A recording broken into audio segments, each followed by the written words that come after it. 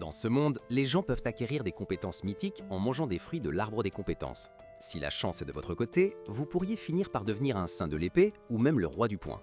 Mais pour Light, tout ce qu'il a obtenu, c'est le titre de maître concombre. Le jour où ils devaient débloquer leurs compétences, Light et son amie d'enfance Lena se dirigeaient vers l'église, débordant d'excitation, parlant des compétences qu'ils pourraient acquérir. Light avait toujours rêvé d'être un aventurier. Il était prêt à prendre n'importe quelle compétence de combat et à en tirer le meilleur parti. Lena ne s'inquiétait pas du tout pour sa compétence. Pour elle, la seule chose qui comptait était de rester près de Light. Bien que Lena se sente un peu incertaine. Personne ne sait quelles compétences ils obtiendront jusqu'à ce qu'ils mordent dans ce fruit. Light restait confiant, disant qu'ils obtiendraient tous les deux quelque chose d'incroyable. Lorsqu'ils arrivèrent à l'église, la sœur Sainte expliqua comment fonctionnaient les fruits de compétences. Au moment où vous prenez une bouchée, la compétence se verrouille dans votre corps et cela vous garantit un chemin vers n'importe quel métier qui y est lié. Mais il y a une règle inébranlable. Vous ne pouvez manger qu'un seul fruit de votre vie. Si vous essayez d'en manger un autre, c'est la mort instantanée. Beaucoup de gens dans le passé n'ont pas pu gérer la compétence qu'ils avaient obtenue et ont parié sur le fait de manger un deuxième fruit. Chaque fois, cela se terminait en tragédie. La sœur Sainte s'est assurée de bien faire passer ce message. Un fruit vous garde en vie. En entendant cela, Lena se sentit un peu secouée par la dangerosité réelle des fruits. Mais la sœur Sainte la calma, disant que tant qu'elle respectait les règles, rien de mauvais ne se produirait. Avec les avertissements derrière eux, il était temps de faire leur choix. Lena s'avança la première, prit un fruit et mordit dedans. Immédiatement, son corps commença à briller d'une énergie puissante. Son corps se réchauffa intensément et il était clair que quelque chose de grand se produisait. C'est à ce moment-là que la sœur Sainte réalisa ce que Lena venait de débloquer. Elle avait acquis la légendaire compétence de Saint de l'épée. Cette compétence était si rare que la sœur Sainte n'avait jamais pensé l'avoir en personne. Mais maintenant, avec le titre de Saint de l'épée verrouillé, Lena était prête à devenir l'une des plus grandes aventurières de tout le pays. Light était fier de Lena et lui faisait des compliments pour avoir obtenu une compétence aussi incroyable. Mais maintenant, c'était son tour. Il s'approcha du bassin des fruits, choisit un fruit de compétence et prit une profonde inspiration avant de mordre dedans. Il ne s'attendait pas à quelque chose d'aussi légendaire que la compétence de Saint de l'épée, mais il gardait espoir pour une bonne capacité de combat. Au moment où la compétence affluait dans son corps, il se sentit déçu en réalisant qu'il n'était rien de plus qu'un vendeur de fruits. La sœur Sainte faisait de son mieux pour être encourageante, mais les seules batailles auxquelles Light faisait face étaient celles contre des oiseaux essayant de voler ses récoltes. Écrasé, les rêves de Light de devenir aventurier semblaient complètement brisés. Il demanda s'il y avait une chance qu'il puisse essayer un autre fruit, mais la sœur le refusa immédiatement. Le risque de mort instantanée était trop élevé et elle ne le laissait pas jouer avec sa vie. Lena essaya de remonter le moral de Light, disant qu'elle était prête à rester dans le village et à cultiver des récoltes avec lui. Peu importe ce qu'ils font, tant qu'ils sont ensemble. Mais la Sainte Sœur rejette rapidement cette idée. L'épée de Lena, Saint Skill, est un cadeau rare. Et il n'est pas question qu'elle la gaspille à cultiver. La sœur insiste pour que Lena devienne aventurière pour le bien du pays et va même plus loin en annonçant qu'elle l'accompagnera immédiatement à la capitale royale pour commencer son entraînement. Lena n'arrive pas à trouver le courage de s'opposer à la sœur, alors elle se laisse emporter. Mais pas avant d'avoir fait une promesse à Light qu'elle reviendra un jour pour lui. 3 mois passent et Light fait de son mieux pour s'adapter à sa nouvelle vie. Il met toute son énergie dans l'agriculture, utilisant son talent pour faire pousser de gros raisins. Quand ils sont prêts, il les emmène en ville pour les vendre et gagner un peu d'argent. La vie n'est pas terrible, mais ce n'est pas ce qu'il avait imaginé. Il repousse constamment à l'arrière de son esprit les pensées de ce qui aurait pu être. Lors d'un de ses voyages en ville, il voit une affiche avec des nouvelles sur Lena. Il s'avère qu'elle a été promue au rang S en seulement 3 mois et qu'elle cartonne en tant qu'aventurière. Il est fier d'elle, mais la voir s'élever si haut lui donne l'impression d'avoir touché le fond. Même si Light sait que son talent n'est pas fait pour l'aventure, il n'a pas cessé de s'entraîner chaque jour, espérant débloquer quoi que ce soit qui pourrait l'aider. Il passe des heures à frapper un tronc d'arbre, se disant que s'il peut le fendre en deux avec une épée, cela prouvera qu'il est assez fort pour réussir en tant qu'aventurier selon ses propres termes. Le travail acharné ne paie pas toujours, et pour Light, tout cet entraînement ne lui a laissé que des poignets meurtris et un esprit blessé. Il s'effondre au sol, se demandant si Lena pense encore à lui. Elle a dit qu'elle reviendrait pour lui, mais avec toute la gloire et la fortune qu'elle a accumulée, il ne serait pas surpris que son nom et son visage ne soient que des souvenirs lointains pour elle. À ce moment-là, une petite fille nommée Isla s'approche avec un verre d'eau pour lui. Isla est partie de la vie de Light depuis un certain temps. Le chef du village ne voulait pas s'occuper d'elle, alors un jour il l'a simplement laissée sur le seuil de Light. Light a vu qu'elle n'avait nulle part où aller, alors il l'a accueillie. Ils vivent ensemble depuis, essayant de comprendre la vie un jour à la fois. Isla lui fait savoir que le dîner est prêt et lui demande s'il vient manger. Light n'a pas besoin qu'on le lui dise 2 fois. Il prend sa première bouchée et Isla commence à lui demander comment se sont déroulées les récoltes d'aujourd'hui. Light dit que les bénéfices étaient décents, surtout depuis qu'il a mis plus d'efforts à cultiver des skill fruits dernièrement. Il ajoute rapidement qu'il a séparé ses fruits dans des boîtes marquées de têtes de mort, précisant qu'ils sont dangereux et interdits. Isla ne savait pas que les skill fruits étaient dangereux, donc l'avertissement de Light est une bonne idée. Ou du moins cela aurait été 1 heure plus tôt. Il s'avère qu'Isla a utilisé certains de ses fruits pour préparer le ragoût qu'il mange. Light se fige, demande si elle est sûre d'avoir utilisé les skill fruits. Isla hoche la tête, ne réalisant pas le problème. D'après tout ce que la Sainte Sœur a dit, manger un deuxième skill fruit est une sentence de mort garantie.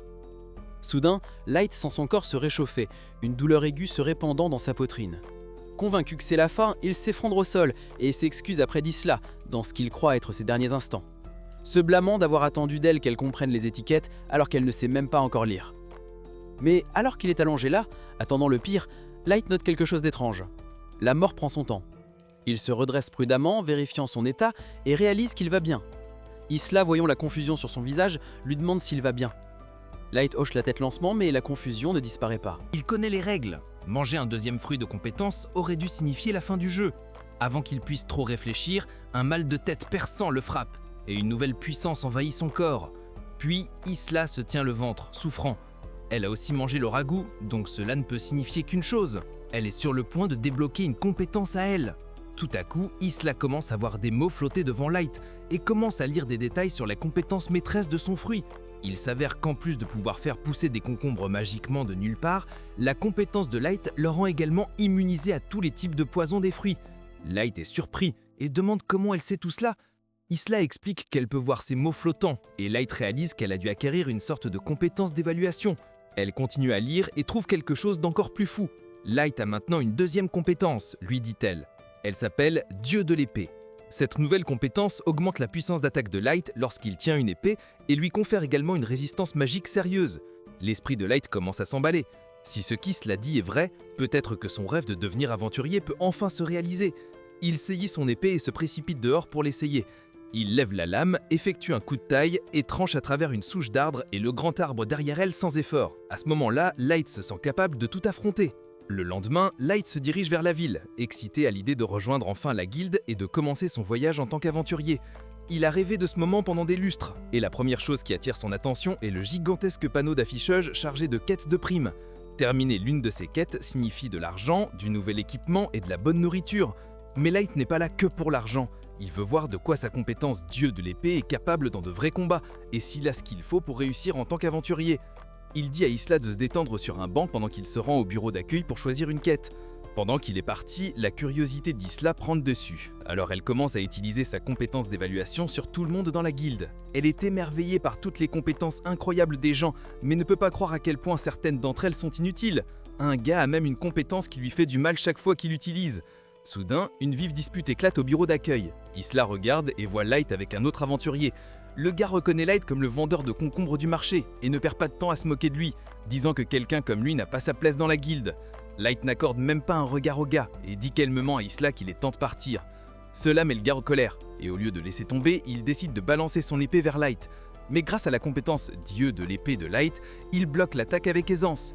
Le gars ne s'y attendait pas du tout, il était prêt à prendre une accusation de meurtre aujourd'hui. L'équipe du gars intervient, réalisant que Light n'est pas quelqu'un avec qui il faut jouer. Ils lui disent de laisser tomber, disant que ce combat est inutile. Essayant de sauver la face, le gars fait comme s'il n'était pas sérieux au sujet de blesser Light. Lui et ses amis partent pour commencer leur mission. Une fois qu'ils sont partis, Light et Isla s'en vont aussi. Maintenant qu'il a sécurisé une quête pour eux, il se dirige vers les plaines rocheuses et Light est excité. C'est sa chance de voir un monstre de près. Connaissant les risques, il dit à Isla de rester proche et de rester alerte. Bientôt, il repère leur cible, un monstre slime se prélassant au loin. Light essaie de s'approcher discrètement du slime, mais il le remarque quand même. Mais Light change de tactique et attaque frontalement. Avec sa force accrue, il tranche le slime en deux. Mais son coup est si puissant qu'il fend aussi le sol en dessous. Il est ravi que sa compétence fonctionne si bien en combat, mais il sait qu'il doit se modérer pour éviter de causer des destructions inutiles. Isla l'encourage pour avoir complété sa première quête, mais Light lui rappelle qu'ils n'ont pas encore terminé. Ils doivent découper le slime et ramener ces morceaux à la guilde pour être payés. Mais Isla, se sentant mal à l'aise à l'idée de couper les restes du slime, Light lui rappelle doucement que vendre les morceaux signifie qu'ils auront assez d'argent pour une pizza. Et avec ça, Isla met de côté sa culpabilité et se met au travail pour disséquer le slime. Pendant qu'ils travaillent, des cris résonnent à travers les plaines.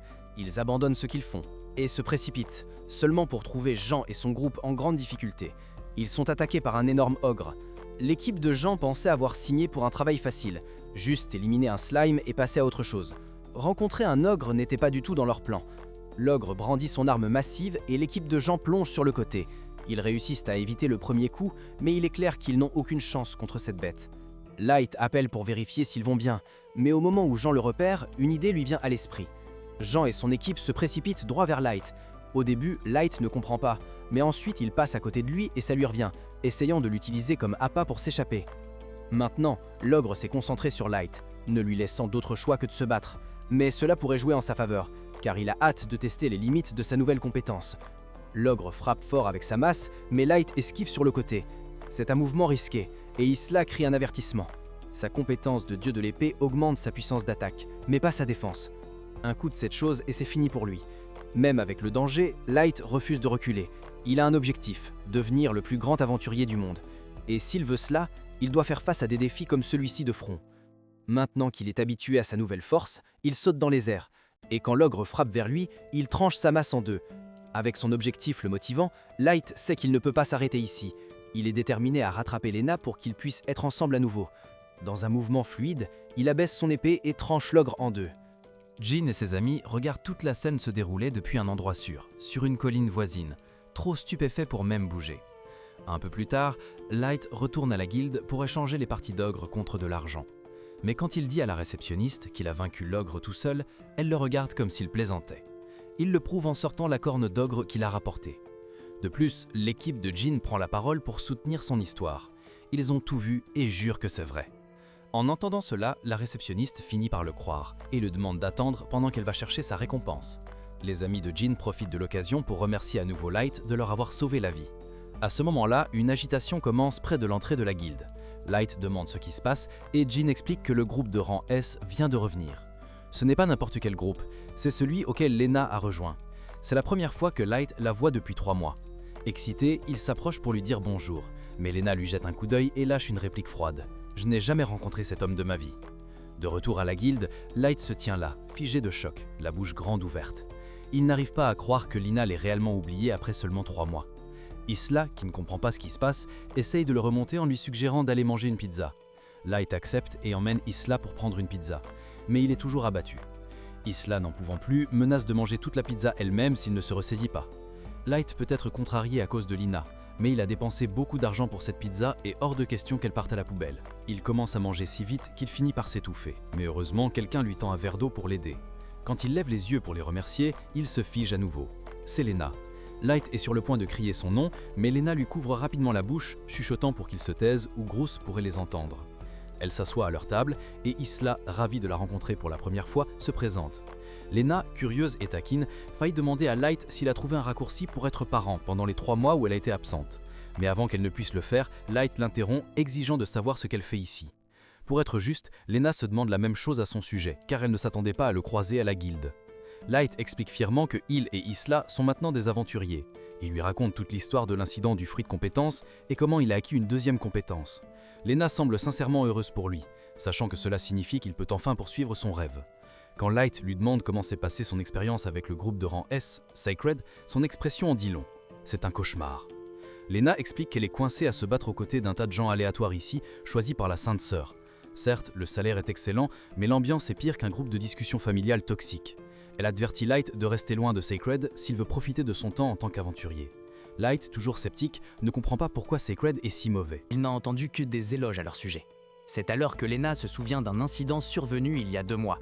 Leur groupe était confronté à un serpent géant, un monstre vulnérable au feu. Groose, leur leader, a ordonné au mage de l'incendier. Le mage l'a fait, mais il a exagéré, mettant le feu à une ferme voisine dans le processus. Lorsque Lena a essayé d'alerter Groose au sujet de l'incendie pour qu'il puisse l'arrêter, il n'a pas du tout tenu compte de la destruction de la propriété d'un fermier anonyme. Leur mission était de tuer le serpent, et ils l'ont fait. Donc, Groose a écarté toute préoccupation concernant les dommages collatéraux. Pour lui, des choses comme des fermes détruites ou des paysans morts n'importaient pas tant que le travail était fait. Lena a essayé d'expliquer la situation à toute la Sainte Sœur, espérant une réponse différente, mais la sœur s'en moquait encore plus. Tout ce qu'elle voulait, c'était que Sacred soit rappelé comme des héros, peu importe la destruction qu'ils laissaient derrière eux. Lena ne parle pas à Light des morales tordues de son groupe, mais il peut voir qu'elle n'est pas heureuse. Sentant son malaise, Light l'invite à le rejoindre, lui et Isla. Mais autant Lena a vu quitter Sacred, Elle lui dit que c'est impossible à cause de circonstances qu'elle ne peut pas contrôler. Elle dit qu'elle va bien, mais Light remarque des larmes dans ses yeux. Il est clair que quelque chose ne va pas, mais Lena ne veut pas le charger de ses problèmes. Elle se lève et quitte la table, mettant fin à la conversation.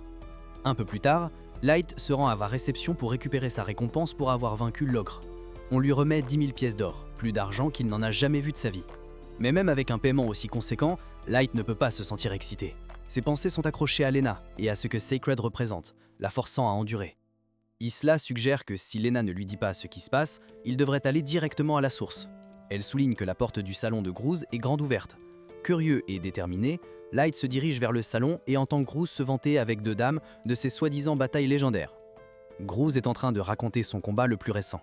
Il raconte aux femmes comment lui et son groupe ont traqué un ours grizzly maléfique utilisant un immense inferno infernal pour l'incendier, avant de porter lui-même le coup final. Juste à ce moment-là, la réceptionniste entre pour discuter des plaintes des villageois près de l'endroit où a eu lieu le combat de Groose. Elle explique que l'inferno utilisé par Sacred a asséché tout le réservoir du village, les laissant sans eau. Groose balaie la plainte d'un revers de main, affirmant que les dommages collatéraux font simplement partie du combat contre des monstres puissants. Mais secrètement, il s'en moque complètement. Il prend même plaisir à rendre la vie plus difficile aux faibles car il les considère comme inférieurs. Light entend chaque mot et sa colère éclate. Il sait que Lena ne rejetterait jamais les luttes des gens ordinaires de cette manière. Entendre comment Sacred fonctionne ne fait qu'approfondir sa détermination à découvrir ce qui se passe réellement et à aider Lena à échapper à leur emprise. Light entre en trompe dans le salon, exigeant que Groose laisse Lena quitter Sacred, soulignant à quel point elle souffre. Groose réagit à peine, rejetant la demande de Light comme des absurdités. Au lieu de ça, il appelle la sécurité pour expulser Light du salon. Ayler se précipite aux côtés de Light, lui demandant s'il va bien. Bien que Light ne soit pas physiquement blessé, les autres aventuriers l'écartent pour le prévenir. S'attaquer à Groose est dangereux. Il pourrait être un idiot, mais il est protégé par la Sainte Sœur. Si elle lui en veut, ta carrière d'aventurier est aussi bonne que terminée. Le lendemain, tous les membres de Sacred se rassemblent dans le salon, occupés à se vautrer dans leur propre gloire. Lena, cependant, ne peut s'empêcher de penser aux paroles de Light. Comment il lui a dit de quitter Sacred si cela la rendait malheureuse? Finalement, elle rassemble son courage et se lève devant tout le monde, déclarant qu'elle en a fini. Elle veut vivre selon son code moral en tant qu'aventurière, et cela signifie quitter Sacred immédiatement. Lena commence à marcher vers la sortie, mais avant qu'elle ne puisse partir, Groose bloque son chemin. Son visage plein de rage, il la menace de mort pour avoir osé le défier. Lena saisit instinctivement son épée pour se défendre, mais hésite. Même avec sa compétence d'épée sainte, elle sait qu'elle ne peut pas battre Groose dans un combat en 1 contre 1. N'ayant d'autre choix, elle lâche sa lame et recule. Groose la frappe, la faisant tomber au sol, puis délivre un discours suffisant et condescendant sur le fait qu'elle doit persévérer pour le bien de toutes les personnes que leur groupe sauvera à l'avenir. Il lui dit d'accepter sa place et de continuer jusqu'au jour où elle mourra au combat. Plus tard dans la journée, le groupe Sacred se prépare à quitter la ville. Alors Lena s'est résignée à une vie sous le contrôle de Groose. Mais alors qu'ils s'apprêtent à partir, ils trouvent leur chemin bloqué par Light. Groose, agacé, exige de savoir pourquoi Light se met en travers de leur route. Light, calme mais déterminé, dit qu'il est là pour récupérer son ami. Il dit à Lena qu'il et Isla prévoient de chasser des monstres et qu'ils adoreraient qu'elle le rejoigne. Après tout, ils avaient promis de devenir aventuriers ensemble, et il a l'intention de tenir cette promesse. En entendant cela, Lena se souvient de la promesse. Promesse? Elle veut aller avec Light plus que tout. Mais la peur la retient, alors elle lui implore de partir avant qu'il ne se fasse blesser. Groose, voyant le rejet de Lena, dit avec suffisance à Light de s'en aller. Mais Light ne recule pas et il s'avance, déclarant son défi. Il veut un duel avec Groose pour la liberté de Lena. Groose rejette d'abord le duel, balayant Light comme un inconnu insignifiant qui ne vaut pas son temps. Mais quand Light le provoque, lui demandant s'il a peur de perdre contre quelqu'un d'aussi insignifiant, Groose ne peut pas laisser le public le mépriser. Furieux, il accepte le duel, déterminé à faire un exemple de Light. Pour augmenter les enjeux, Groose ajoute une condition. Si Light perd, il sera banni de la guilde des aventuriers à vie et exilé de la ville. Light accepte sans hésitation. Mais Lena le supplie de se retirer. Elle ne croit pas qu'il puisse gagner contre quelqu'un d'aussi habile que Groose dans un combat à l'épée. Groose sourit et tire son épée. Combat d'épée prêt à attaquer. Avant que le combat ne commence, Elise scrute Groose et avertit Light qu'il possède la compétence de vitesse suprême. Elle explique que cette capacité lui permet de réduire l'écart avec ses adversaires presque instantanément, le rendant incroyablement dangereux. Light prend une profonde inspiration et prépare son épée.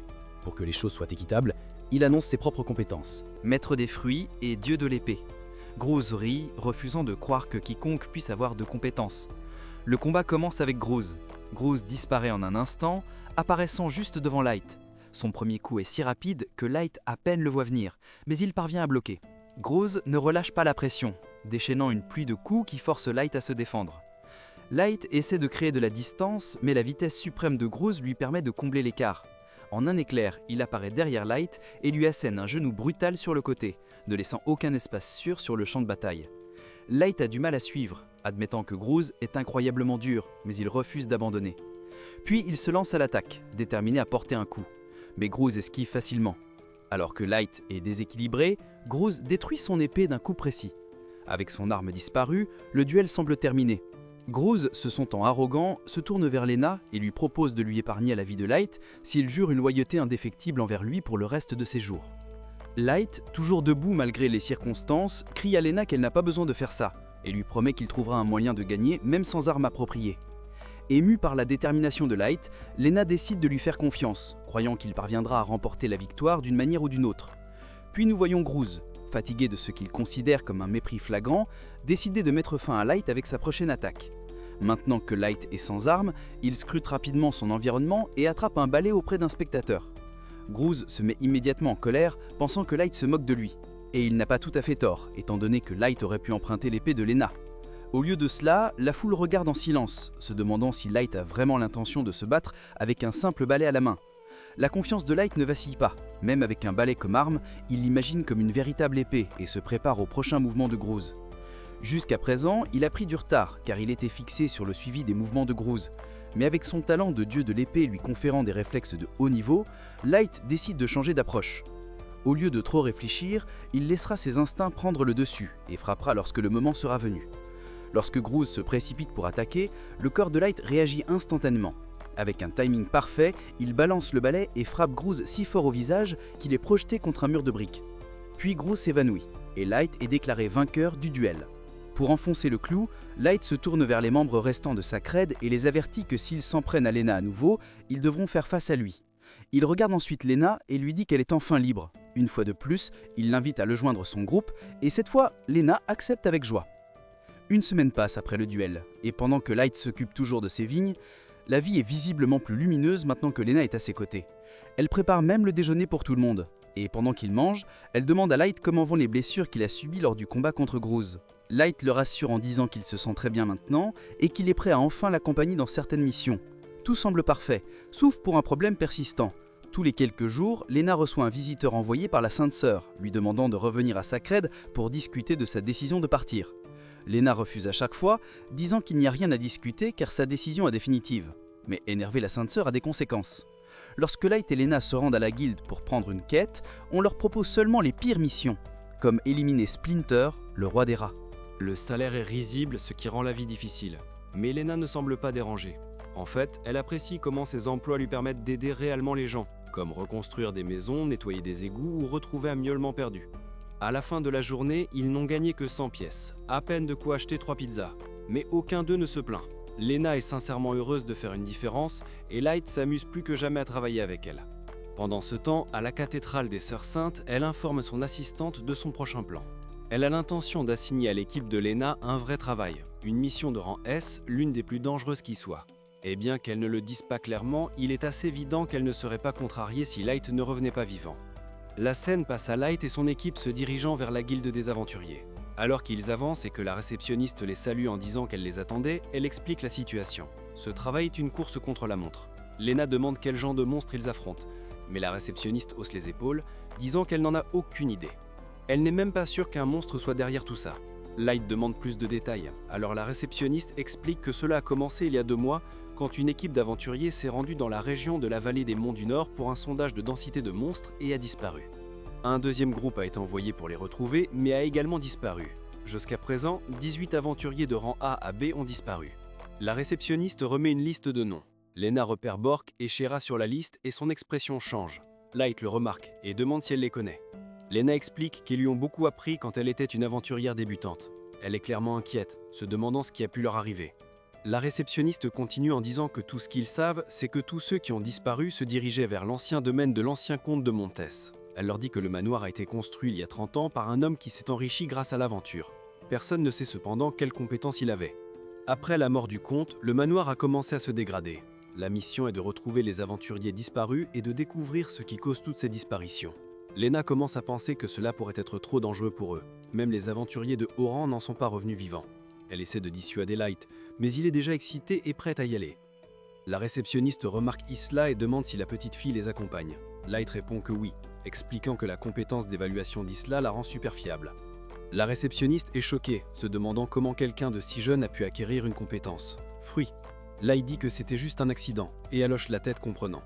Sur ce, leur équipe Luxuria se lance dans sa première grande quête. 3 heures plus tard, Light les voit errer dans le brouillard, peinant à trouver le manoir. Après beaucoup de recherches, ils réalisent que l'endroit est en dessous d'eux. Light jette un coup d'œil et dit que c'est aussi incroyable que les rumeurs le prétendaient. Après cela, ils commencent à descendre. Light dit à Isla de faire attention où elle met les pieds, car le chemin est très étroit. Alors qu'ils avancent, Light garde les yeux rivés sur le manoir, pensant qu'il ressemble plus à un château qu'à une maison ordinaire. Cela lui fait se demander combien d'argent les aventuriers doivent gagner si l'un d'eux peut se permettre un endroit aussi immense. Lena le confirme, disant qu'elle a réussi à acheter sa propre maison en seulement quelques mois. En entendant cela, Light commence à imaginer construire sa propre grande maison un jour, avec une immense ferme et des terrains d'entraînement. Isla s'excite et dit qu'elle voudrait vivre dans une maison en bonbons. Elle saute autour et le sol sous elle cède. Light la rattrape alors qu'elle commence à tomber, mais Lena attrape Light pour le sauver. Cela ne fonctionne pas, ils finissent tous par tomber en bas. Light pense vite et réduit leur élan en utilisant la magie du vent à travers ses coups d'épée. Ils atterrissent en toute sécurité et il est soulagé qu'ils aillent bien. Ce soulagement ne dure pas longtemps. Il se retrouve soudainement entouré de monstres de tous les côtés. Light est excité à l'idée de se battre et en élimine rapidement un. Lena l'arrête, lui disant de regarder de plus près les monstres. Elle souligne qu'ils ressemblent à des humains. Light commence à réaliser ce qui se passe et se demande si ces créatures étaient des aventuriers. Isla utilise son talent d'évaluation et le confirme. Ce sont des morts-vivants. Elle explique qu'ils peuvent transformer d'autres en morts-vivants en les mordant. Elle avertit le groupe de rester vigilant. Light se fige, choqué d'avoir juste tué quelque chose qui était humain. Isla ajoute que les morts-vivants conservent les compétences qu'ils avaient quand ils étaient vivants. Lena remarque que leurs capacités correspondent à celles des aventuriers disparus. Light a du mal à accepter l'idée de combattre ses camarades aventuriers. Un des morts-vivants se précipite vers lui, mais Lena l'abat. Il la remercie et elle lui dit qu'elle comprend pourquoi elle hésite. Mais ils ne peuvent pas laisser ces aventuriers dans cet état. Light hoche la tête, comprenant la réalité de la situation. Lena dit que leur priorité est d'entrer dans le manoir pour vérifier s'il y a des survivants. Ils poussent les portes du manoir et trouvent encore plus de morts-vivants qui les attendent. Lena se met en action, les éliminant un par un avec rapidité et précision. Light la regarde se battre et est impressionné par son habileté. Il remarque comment elle cible les points faibles de chaque ennemi avec une précision chirurgicale, même en se déplaçant rapidement. Il réalise qu'elle a parfaitement maîtrisé ses capacités. Même si sa compétence est techniquement plus forte, il n'est pas du tout à son niveau en ce moment. Déterminé à ne pas rester en arrière, Light intervient et commence à trancher à travers les ennemis. Il sait qu'il ne peut pas la laisser prendre trop d'avance. Un des morts-vivants se dirige vers Isla, mais Lena l'intervient et la sauve juste à temps. Light est impressionné par la façon dont Lena parvient à porter un coup précis à travers les failles de l'armure du monstre. Lena lui dit qu'elle a mené plus de batailles au cours des 3 derniers mois qu'elle ne l'aurait jamais voulu. Light est reconnaissant d'avoir quelqu'un avec son expérience à ses côtés. Elle vérifie Isla qui dit qu'elle va bien et appelle Lena vraiment cool. Light réalise qu'ils doivent se battre tout en gardant Isla en sécurité, ce qui signifie que même la plus petite erreur pourrait leur coûter cher. Ils décident qu'il n'y a plus de place pour l'hésitation. Lena dit qu'ils en ont fini ici et propose de se rendre au 2e étage. Light acquiesce, mais lui demande pourquoi il y a tant de morts-vivants alors que seulement 18 aventuriers ont disparu. Lena suppose que certains des morts-vivants étaient déjà là avant l'arrivée des aventuriers. Light commence à se demander ce qui a pu se passer dans cet endroit pour créer autant de morts-vivants. En montant les escaliers, il passe devant un portrait du comte. Pendant ce temps, ailleurs dans le manoir, dans une pièce sombre, une silhouette dansante attend. C'est une femme et elle attend que Light la rejoigne. Au 2e étage, Light et son équipe tombent sur un autre monstre qui surgit de nulle part. Light le neutralise, mais il réalise qu'ils sont de nouveau entourés. Il continue à pailler à travers les monstres, mais quelque chose semble différent. Ces monstres sont plus coordonnés que ceux qu'ils ont combattus plus tôt. Isla utilise sa compétence d'évaluation et découvre que quelqu'un les contrôle. Light remarque des fils attachés aux monstres et les signale. Isla explique que ces fils transmettent de l'énergie magique, ce qui signifie que la personne contrôlant les monstres se trouve quelque part à l'extrémité des fils. Il parvient à échapper à la horde suivant les fils jusqu'à atteindre une pièce fermée. À l'intérieur, il trouve une salle de bal et une femme les attend. Elle se présente comme Dregna, l'une des ailes du cygne noir, les forces d'élite des ténèbres. Light ressent un étrange mélange de soulagement et de suspicion. Il est content de voir quelqu'un en vie, mais elle ne semble pas être une survivante. Dregna ne perd pas de temps et invoque plus de morts-vivants. Isla révèle que Dregna contrôle les morts-vivants en utilisant sa compétence de nécromancie. Avec cette capacité, elle peut contrôler des cadavres et des monstres de type esprit, tout en utilisant également leurs compétences. Draytna capte la compétence d'évaluation de Isla et pense immédiatement qu'elle va poser problème. Light dit à Draytna qu'il devrait faire équipe au lieu de se battre si elle est là pour une mission de la guilde des aventuriers.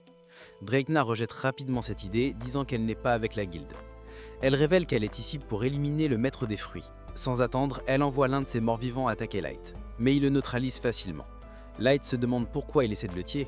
Draytna répond que c'est ses ordres, mais refuse d'en dire plus. Lena est déconcertée, disant qu'elle n'a jamais entendu parler d'un groupe appelé Cygne Noir ou d'une compétence comme la nécromancie. Draytna l'ignore, regardant Light et disant qu'il a mis du temps à arriver. Elle plaisante en disant qu'elle en a assez d'attendre et espère qu'il l'amusera suffisamment pour compenser. Puis elle envoie plus de morts vivants après eux. Light dit à Lena de se concentrer sur le combat, disant qu'ils régleront tout plus tard. Ils traversent rapidement les morts vivants, mais Draytna n'est pas contente que Lena interfère. Elle envoie certains des morts vivants entourer Lena pendant qu'elle occupe Light dans un combat en tête-à-tête. En se battant, Lena aperçoit Bork et Shera parmi les morts vivants. Le choc la frappe de plein fouet. Elle n'arrive pas à croire qu'ils aient été tués aussi. Isla avertit Lena de rester concentrée, expliquant que Bork et Shera ont toujours leurs compétences. Elle dit à Lena que la frappe miroir de Shera lui permet d'attaquer des deux côtés avec des images miroirs, et que Bork peut allonger et aiguiser ses griffes tout en augmentant son endurance. Les deux morts-vivants s'attaquent à Lena, mais elle parvient à bloquer leurs attaques. Drakena décide que la compétence d'évaluation d'Isla pose trop de problèmes et envoie un mort-vivant pour s'en débarrasser. Light intervient juste à temps pour sauver Isla, mais maintenant il est entouré de plus de morts-vivants. Light se demande comment il est censé se battre tout en protégeant Isla. Les morts-vivants continuent de l'attaquer, et bien qu'ils parviennent à les abattre, les attaques constantes commencent à l'épuiser. Pendant ce temps, Lena continue d'esquiver les attaques de Bork et Shera. Elle hésite chaque fois qu'elle a une chance de riposter. Elle sait qu'elle doit les tuer, mais elle n'arrive pas à s'y résoudre. Des souvenirs affluent dans son esprit de son arrivée dans la Sainte Ville, comment Bork et Shera ont été les premiers à l'accueillir, comment ils l'ont aidé à gravir les échelons en tant qu'aventurière et comment ils l'ont poussé à viser encore plus haut. Lena continue de se battre contre Bork et Shera, prenant un moment pour vérifier Light et Isla. Mais elle ne peut pas les repérer, sachant qu'elle doit en finir rapidement. Elle décide donc de couper le fil contrôlant les morts vivants pour créer une ouverture. En tranchant le fil, elle aperçoit brièvement les âmes de ses anciens amis. Ils lui disent de mettre fin à leur souffrance et lui demandent de continuer à vivre des aventures pour leur part. Des larmes coulent sur son visage alors qu'elle comprend ce qu'elle doit faire, et le cœur lourd, elle les achève. Pendant ce temps, Light continue de lutter contre les morts vivants, faisant de son mieux pour protéger Isla. Il commence à se sentir accablé, se demandant combien de ces créatures se trouvent là. Puis, ça lui revient. Il demande à Isla si la nécromancie peut créer des morts vivants. Elle lui dit que ça ne fonctionne pas comme ça, cela ne contrôle que ceux qui sont déjà présents. Light commence à réfléchir. Si la nécromancie ne crée pas ces choses, d'où viennent-elles? C'est un manoir abandonné, pas un cimetière rempli de cadavres. Il doit y avoir une explication. Isla décide d'utiliser sa compétence d'évaluation pour approfondir. Drakena les observe et réalise qu'ils sont plus astucieux que prévu. Cependant, la compétence d'Isla commence à l'irriter, alors elle envoie plus de morts-vivants après elle. Light intervient, sauvant à nouveau Isla, et traite Drakena de lâche pour s'en prendre à une enfant. Drakena ne fléchit même pas, et dit qu'elle se moque de ceux qui l'appellent. Les morts-vivants commencent à se rapprocher. Light sait qu'il doit rester près d'Isla pour la garder en sécurité, mais il sait aussi qu'ils perdront si tout ce qu'il fait est de défendre. Il élabore rapidement un plan et s'associe à Isla pour abattre les morts-vivants ensemble. Drakena se moque d'eux, mais Light rétorque, lui disant qu'elle ne rira pas longtemps. Pendant ce temps, au loin, la Sainte Sœur regarde à nouveau dans son miroir magique. Elle remarque une ombre s'étendant sur la lune. Son aide lui demande ce qu'elle voit. Elle répond que c'est une ombre qui engloutit la lune, et elle est certaine qu'aucun priori ne pourrait faire face à ce qui arrive. Pendant ce temps, Lena fend son chemin à travers les morts-vivants, désespérée d'atteindre Light et Isla, car elle sait que quelque chose ne va pas. Light, complètement entouré par une nuée de morts-vivants, crie à Isla de comprendre comment ces créatures continuent d'arriver. Il est sûr que Draytna n'est pas celle qui les invoque. Isla active sa compétence d'évaluation, scrutant les aventuriers morts-vivants pour comprendre ce qui se passe. Mais les chiffres sont écrasants, rendant presque impossible de repérer quoi que ce soit d'utile. Elle se rend vite compte qu'elle a besoin d'une meilleure vue pour voir ce qui se cache derrière tout ça. Sans hésitation, Light la saisit et saute dans les airs, s'accrochant à un chandelier pour la soulever au-dessus du chaos. Alors qu'ils examinent la scène, Draytna les observe de loin, leur laissant tout le temps nécessaire pour découvrir la vérité. Mais elle ne s'inquiète pas, du moins pas encore. Light, qui n'est pas vraiment connu pour son endurance, a du mal à tenir et presse Isla de se dépêcher. Enfin, Isla aperçoit quelque chose, une figure mort-vivante spéciale cachée parmi la nuée. Elle l'identifie comme celle qui utilise la compétence d'invocation pour amener plus de morts-vivants. Encore et encore, Light jette un bon coup d'œil et réalise que ce mort-vivant était autrefois le comte de Mantes, le propriétaire original du manoir. Dretna, qui n'est clairement pas la plus brillante, finit par comprendre ce que Light et Isla font. Elle commence rapidement à planifier pour les arrêter avant qu'ils ne puissent complètement déjouer ses plans. Juste à ce moment-là, une immense silhouette apparaît sur le balcon du dernier étage. C'est un faucheur d'âme, dégoulinant d'énergie sombre, fixant Isla et Light. Isla ne perd pas de temps et utilise sa compétence d'évaluation sur la créature. Elle apprend qu'elle a le pouvoir de transformer des êtres vivants en morts vivants. D'un coup de sa faux ou d'un coup de sa boue, elle crie un avertissement à Light. Juste à temps. Il esquive l'attaque et retombe en toute sécurité au sol. Le faucheur d'âme se retire aux côtés de Dratna, confirmant qu'elle est celle qui contrôle ce cauchemar. Dratna, avec un sourire suffisant, explique comment elle a mis la main sur un tel monstre. Il s'avère que lorsque le comte était vivant, il avait lui-même invoqué le faucheur d'âme. Mais au lieu de le contrôler, la créature l'a transformé en un des morts vivants. Lorsque Dretna est apparue, elle a pris le contrôle du faucheur d'âme et de toutes les autres créatures mortes vivantes dans le manoir. L'esprit de Light commence à rassembler tous les éléments. Les personnes disparues, les aventuriers qui ont disparu après être venus ici, tout cela était l'œuvre du faucheur d'âme, orchestré par Dretna. Elle ne le nie même pas, confirmant avec arrogance ses soupçons tout en révélant d'autres détails sinistres. Mais il reste encore une chose qui n'a pas de sens. Pourquoi un héros aussi célébré que le comte invoquerait-il quelque chose d'aussi dangereux en premier lieu? Dratnor lève les yeux au ciel face à l'ignorance de Light, lui expliquant. Le comte n'était jamais le héros que les gens pensaient qu'il était. Elle révèle la vérité. Le comte avait une compétence d'invocation interdite, un pouvoir qui faisait de lui un véritable paria. Au début, les gens l'admiraient pour avoir une capacité aussi rare et incroyablement puissante. Mais cette admiration n'a pas duré. La peur et la suspicion ont commencé à s'installer. Les gens se sont mis à se demander si leur soi-disant héros finirait par se retourner contre eux, utilisant ses pouvoirs d'invocation pour apporter la destruction au lieu de protection. Ainsi, le gouvernement et le peuple lui ont tourné le dos. Il n'avait même pas besoin de preuves, des preuves pour le marquer comme traître. Poussé à bout, le comte s'est enfui dans ce manoir isolé, le construisant comme un endroit pour se cacher du monde pour le reste de ses jours. Même après sa disparition, les dirigeants n'étaient pas satisfaits. Ils ont envoyé des assassins pour finir le travail. Désespéré de survivre, le comte a invoqué le faucheur d'âme. Mais ce coup a mal tourné.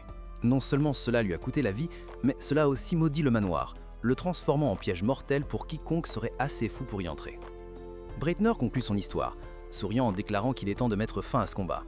Utilisant ses compétences de nécromancienne, elle invoque une nuée de morts vivants, les envoyant droit vers Light. Avant que Light puisse obtenir les réponses qu'il cherche, le faucheur d'âme lui projette sa boue, le forçant à se concentrer sur la protection d'Ayla. En esquivant, il dit à Ayla quelque chose qu'il a remarqué. La nécromancie de Dretna contrôle les morts vivants, dirigeant leurs mouvements et attaques. Il explique que ces monstres ne peuvent pas agir à moins qu'elle ne leur donne de nouveaux ordres. Isla vérifie son observation et confirme qu'il a raison. C'est tout ce dont Light a besoin d'entendre. Il charge en avant, prêt à libérer sa technique de dieu de l'épée, la lame de déferlement. Mais juste avant d'exécuter le mouvement, Light change de tactique, sautant directement vers Dretna, la prenant complètement au dépourvu. Au même moment, la sainte épée Lena fait son apparition, éliminant le faucheur d'âme avant que Dretna puisse même réagir. Avec le faucheur d'âme parti pour de bon, la partie la plus difficile de la bataille est enfin terminée. Il ne reste plus qu'à s'occuper de Dretna. Lena fait face à Dretna et lui dit qu'elle ne prévoit pas de l'éliminer. Du moins pas encore. Elle a des questions qui nécessitent des réponses d'abord. Light comprend qu'ils doivent simplement abattre le comte pour empêcher les morts vivants de revenir. Donc il charge et abat le comte, espérant que l'âme de l'homme puisse enfin reposer en paix. Alors que le corps du comte commence à s'effondrer, il murmure ses derniers mots, disant à Light qu'un jour il finira par détester les compétences tout comme lui. Mais Light secoue la tête, disant au comte qu'il ne deviendra jamais comme lui. Dreitner, refusant d'accepter la défaite, ne laisse même pas le comte mourir en paix. Elle utilise ses pouvoirs de nécromancie pour forcer le comte à invoquer un dernier monstre. Alors qu'il s'efface, un cercle magique apparaît au-dessus d'eux et soudain un immense dragon démoniaque est invoqué, dévorant instantanément tous les morts vivants autour de lui. Lorsque le dragon entre dans le manoir, le groupe de Light est figé de peur, tandis que Dretna commence à rire comme si elle avait complètement perdu la raison. Mais avant que Dretna puisse contrôler le dragon et en faire son animal de compagnie, la bête balance sa queue et la frappe au sol, la mettant hors de combat. Lumière, Lena et Isla se retrouvent maintenant face à face avec le gigantesque dragon. Isla le reconnaît immédiatement comme un dragon maléfique, et Lena, choquée, révèle que ce type de monstre est si puissant que même les aventuriers de rang S de haut niveau ne peuvent pas lui infliger le moindre dommage. Malgré cela, Lumière reste optimiste, pensant qu'il pourrait avoir une chance s'ils combinent leurs compétences. Avant qu'il ne puisse agir selon son plan, Isla l'avertit que les écailles du dragon sont immunisées contre les attaques de l'épée. Cependant, Lumière n'écoute pas et s'élance dans les airs en utilisant le coup ultime de son épée. Mais au lieu de causer des dégâts, son épée se brise en morceaux. Il évite de justesse une boule de feu du dragon et manque de se faire rôtir, retournant à son époque de stupidité. N'ayant plus d'espoir, Lumière se tourne vers Lena à la recherche d'une solution. Alors que Lumière envisage de fuir, il réalise que s'enfuir donnerait au dragon une occasion claire de les achever. Pendant ce temps, Lena essaie de trouver un plan pour occuper le dragon suffisamment longtemps pour que les autres s'échappent. Isla lève soudain les mains, affirmant qu'elle a une idée. Son plan implique que Lumière mange un nouveau fruit de compétence. Lumière y réfléchit, désespérée de trouver une chance de riposter. Pendant ce temps, Drakena, allongé sur le sol, commence à rire à travers sa douleur, ravie que son chef ait invoqué un dragon maléfique et que son confiant Lumière et son équipe soient condamnés. Elle s'évanouit avec un sourire, s'attendant pleinement à ce que le dragon les élimine tous. Juste à ce moment-là, un étrange chevalier apparaît de nulle part, soulève le corps faible de Drakena et disparaît avec elle, laissant le groupe de Lumière seul face au dragon. Pendant ce temps, Lena exige de savoir pourquoi Isla a une compétence pour les fruits. Isla explique qu'elle pensait que cela pourrait être utile un jour. Le dragon les interrompt en frappant le sol de ses griffes, leur forçant à se séparer.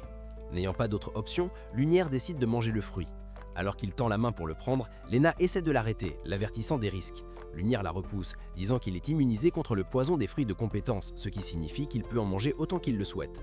Lena soutient que l'acquisition d'une nouvelle compétence pourrait interférer avec ses compétences actuelles. Bien que Lumière ignorant l'ignore, il est convaincu que c'est leur seule chance de vaincre le dragon. Il prend le fruit d'Isla et en mord à morceaux.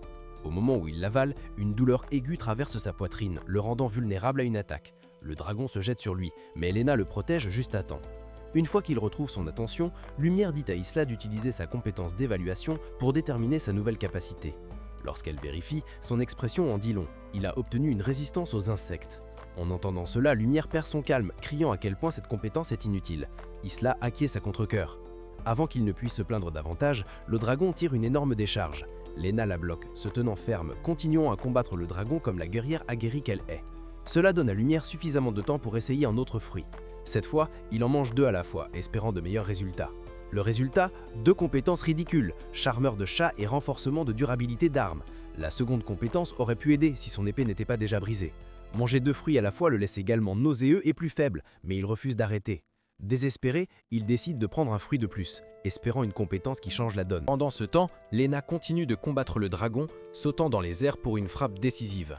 Son épée se brise à l'impact tout comme celle de Light. Frustré, le dragon la projette contre le mur avec sa queue, la laissant étourdie. Voyant Lena en difficulté, Light panique et mord dans le dernier fruit, observant ses mains commencer à briller. Pendant ce temps, le dragon s'approche pour achever Lena. Il est sur le point de donner le coup final quand Light lui lance une pierre pour attirer son attention. Isla court rapidement pour aider Lena à se relever. Elle dit à Lena que Light vient de débloquer une capacité de pixie du sommeil dans ses mains, un pouvoir capable d'assommer toute créature qui respire ses écailles. Ne perdant pas de temps, Light lance la pixie du sommeil vers le dragon.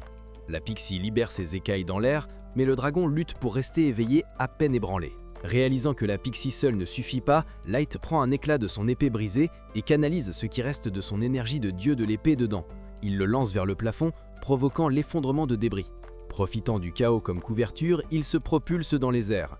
Light atterrit directement sur le visage du dragon, déchaînant toute la force de la pixie du sommeil directement sur la bête. Les écailles tourbillonnent autour du dragon et cette fois il n'y a pas d'échappatoire. Les yeux du dragon s'alourdissent et il s'effondre au sol, assommé. Avec le dragon vaincu et le donjon commençant à s'effondrer, ils s'enfuient aussi vite que possible. Au moment où ils sortent, l'endroit s'effondre derrière eux. Éreintés mais victorieux, Light suggère de rentrer chez eux pour récupérer leur récompense et profiter d'un bon repas.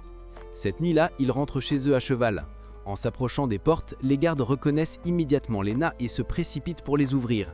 Les lumières de la ville inondent l'endroit et Isla ne peut s'empêcher d'être émerveillée par le spectacle. Light se tourne vers Isla, la remerciant d'avoir pris les devants. Dans le donjon, il se tourne ensuite vers Lena pour exprimer sa gratitude, mais avant qu'il puisse prononcer un mot, il tombe de son cheval, s'évanouissant sur le coup. Isla et Lena paniquent toutes les deux, se précipitant à ses côtés. Ailleurs, Drekna est inconsciente, consciente dans une pièce faiblement éclairée avec la sœur sainte à proximité. L'homme mystérieux qui a amené Drekna là commence à partir, mais la sœur sainte l'arrête, lui demandant ce qu'il pense du maître des fruits. L'homme admet qu'il a été choqué d'apprendre que Light avait abattu le dragon maléfique, bien qu'il ne le considère pas comme une véritable menace pour le cygne noir. La sœur sainte hoche la tête, soulagée par ses paroles, et l'homme disparaît dans l'ombre. Une fois seule, l'expression calme de la sœur sainte change. Elle est troublée par la force de Light et se demande si c'est le pouvoir d'un priori. Mais au fond d'elle, elle soupçonne qu'il possède quelque chose d'encore plus unique, regardant par la fenêtre et murmure que le moment de leur rencontre approche. La scène passe à Isla s'occupant du jardin pendant que Lena se prélasse dans le bain. Ensuite, Lena commence à préparer le déjeuner et Isla intervient pour aider. Pendant qu'elle cuisine, Lena se souvient soudain qu'elle a oublié d'arroser le jardin, mais Isla lui dit qu'elle s'en est déjà occupée. Lena lui fait des compliments pour avoir bien fait le travail. Elle réalise qu'elles ont tout sous contrôle maintenant, même sans Light, et sont sûres qu'il serait heureux de les voir gérer les choses. C'est alors que Light entre, leur disant d'arrêter d'agir comme s'il était mort. Elle se retourne, choquée de le voir debout. Il dit qu'il est juste venu chercher de l'eau, mais elle ne le laisse pas rester trop longtemps. Elle le prenne et le ramène dans sa chambre, lui rappelant qu'il doit se reposer après avoir mangé 4 racines de fruits de compétence à la fois. La lumière leur fait savoir qu'il a déjà été inconscient pendant 2 jours. Lena vérifie et constate que sa fièvre est enfin redescendue, mais elle l'avertit de ne pas se surmener. Elle lui tend son déjeuner, lui disant de manger et de se reposer. Juste au moment où il s'apprête à se mettre à table, il remarque Lena et Isla qui sortent et demande où elles vont. Elle lui montre une convocation obligatoire de la guilde. Elles doivent rapporter ce qu'elles savent sur l'apparition du dragon maléfique. Light essaie de les accompagner, mais Isla s'y oppose rapidement, disant qu'il doit se reposer. Elles partent sans lui. Plus tard, à la guilde, la réceptionniste leur fait savoir que les supérieurs ne les rencontreront pas avant 2 heures. Lena est prise au dépourvu, se demandant pourquoi elles doivent attendre si longtemps alors qu'elles sont celles qui ont été convoquées. La réceptionniste hausse les épaules, disant que les patrons sont occupés. Elle leur dit aussi qu'Isla ne peut entrer dans la salle de conférence puisqu'elle n'est pas officiellement enregistrée à la guilde. Lena ne perd pas de temps et décide de faire enregistrer Isla sur le champ. La réceptionniste tend un formulaire à Isla et les aventuriers qui traînent commencent à chuchoter, surpris qu'une si petite fille rejoigne leur rang. En entendant cela, Isla se tourne vers Lena et demande si elle a l'air déplacée ici, disant qu'elle n'a pas d'équipement cool comme tout le monde. Lena la rassure, lui disant qu'elle a tout à fait sa place. Elle rappelle à Isla que sa compétence d'évaluation Bizette est précieuse et qu'elle comprend pourquoi une fille de son âge pourrait se soucier de son apparence.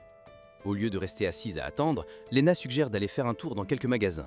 Isla hésite, disant qu'elle n'a pas d'argent, mais Lena balaie cela d'un geste, lui disant de ne pas s'inquiéter. Elle est comme une petite sœur pour elle, et c'est tout ce qui compte. Pendant ce temps, Light est coincé au manoir, s'ennuyant à mourir, tandis qu'en ville, Isla et Lena se rafraîchissent avec de la glace. En se promenant, Isla repère un magasin intéressant et tire Lena vers celui-ci, mais Lena regarde l'endroit d'un air soupçonneux, pensant qu'il a l'air plus louche qu'intéressant. Elles entrent, et Lena chuchote qu'elle devrait partir et trouver un endroit moins suspect. Mais Isla s'arrête devant des pierres à l'aspect rugueux. Elle en désigne une et dit à Lena que c'est un diamant. Lena n'y croit pas, mais Isla insiste, disant que sa compétence d'évaluation ne ment pas. Cela surprend Lena, car elle ne savait pas qu'Isla pouvait l'utiliser sur des objets aussi. Le commerçant en rit, pensant qu'Isla plaisante, mais Lena lui fait confiance. Elle achète le diamant, le noue à une corde et le met autour du cou d'Isla, avant de l'entraîner dans un magasin de vêtements. La propriétaire du magasin s'illumine en voyant Lena, heureuse de retrouver sa cliente préférée.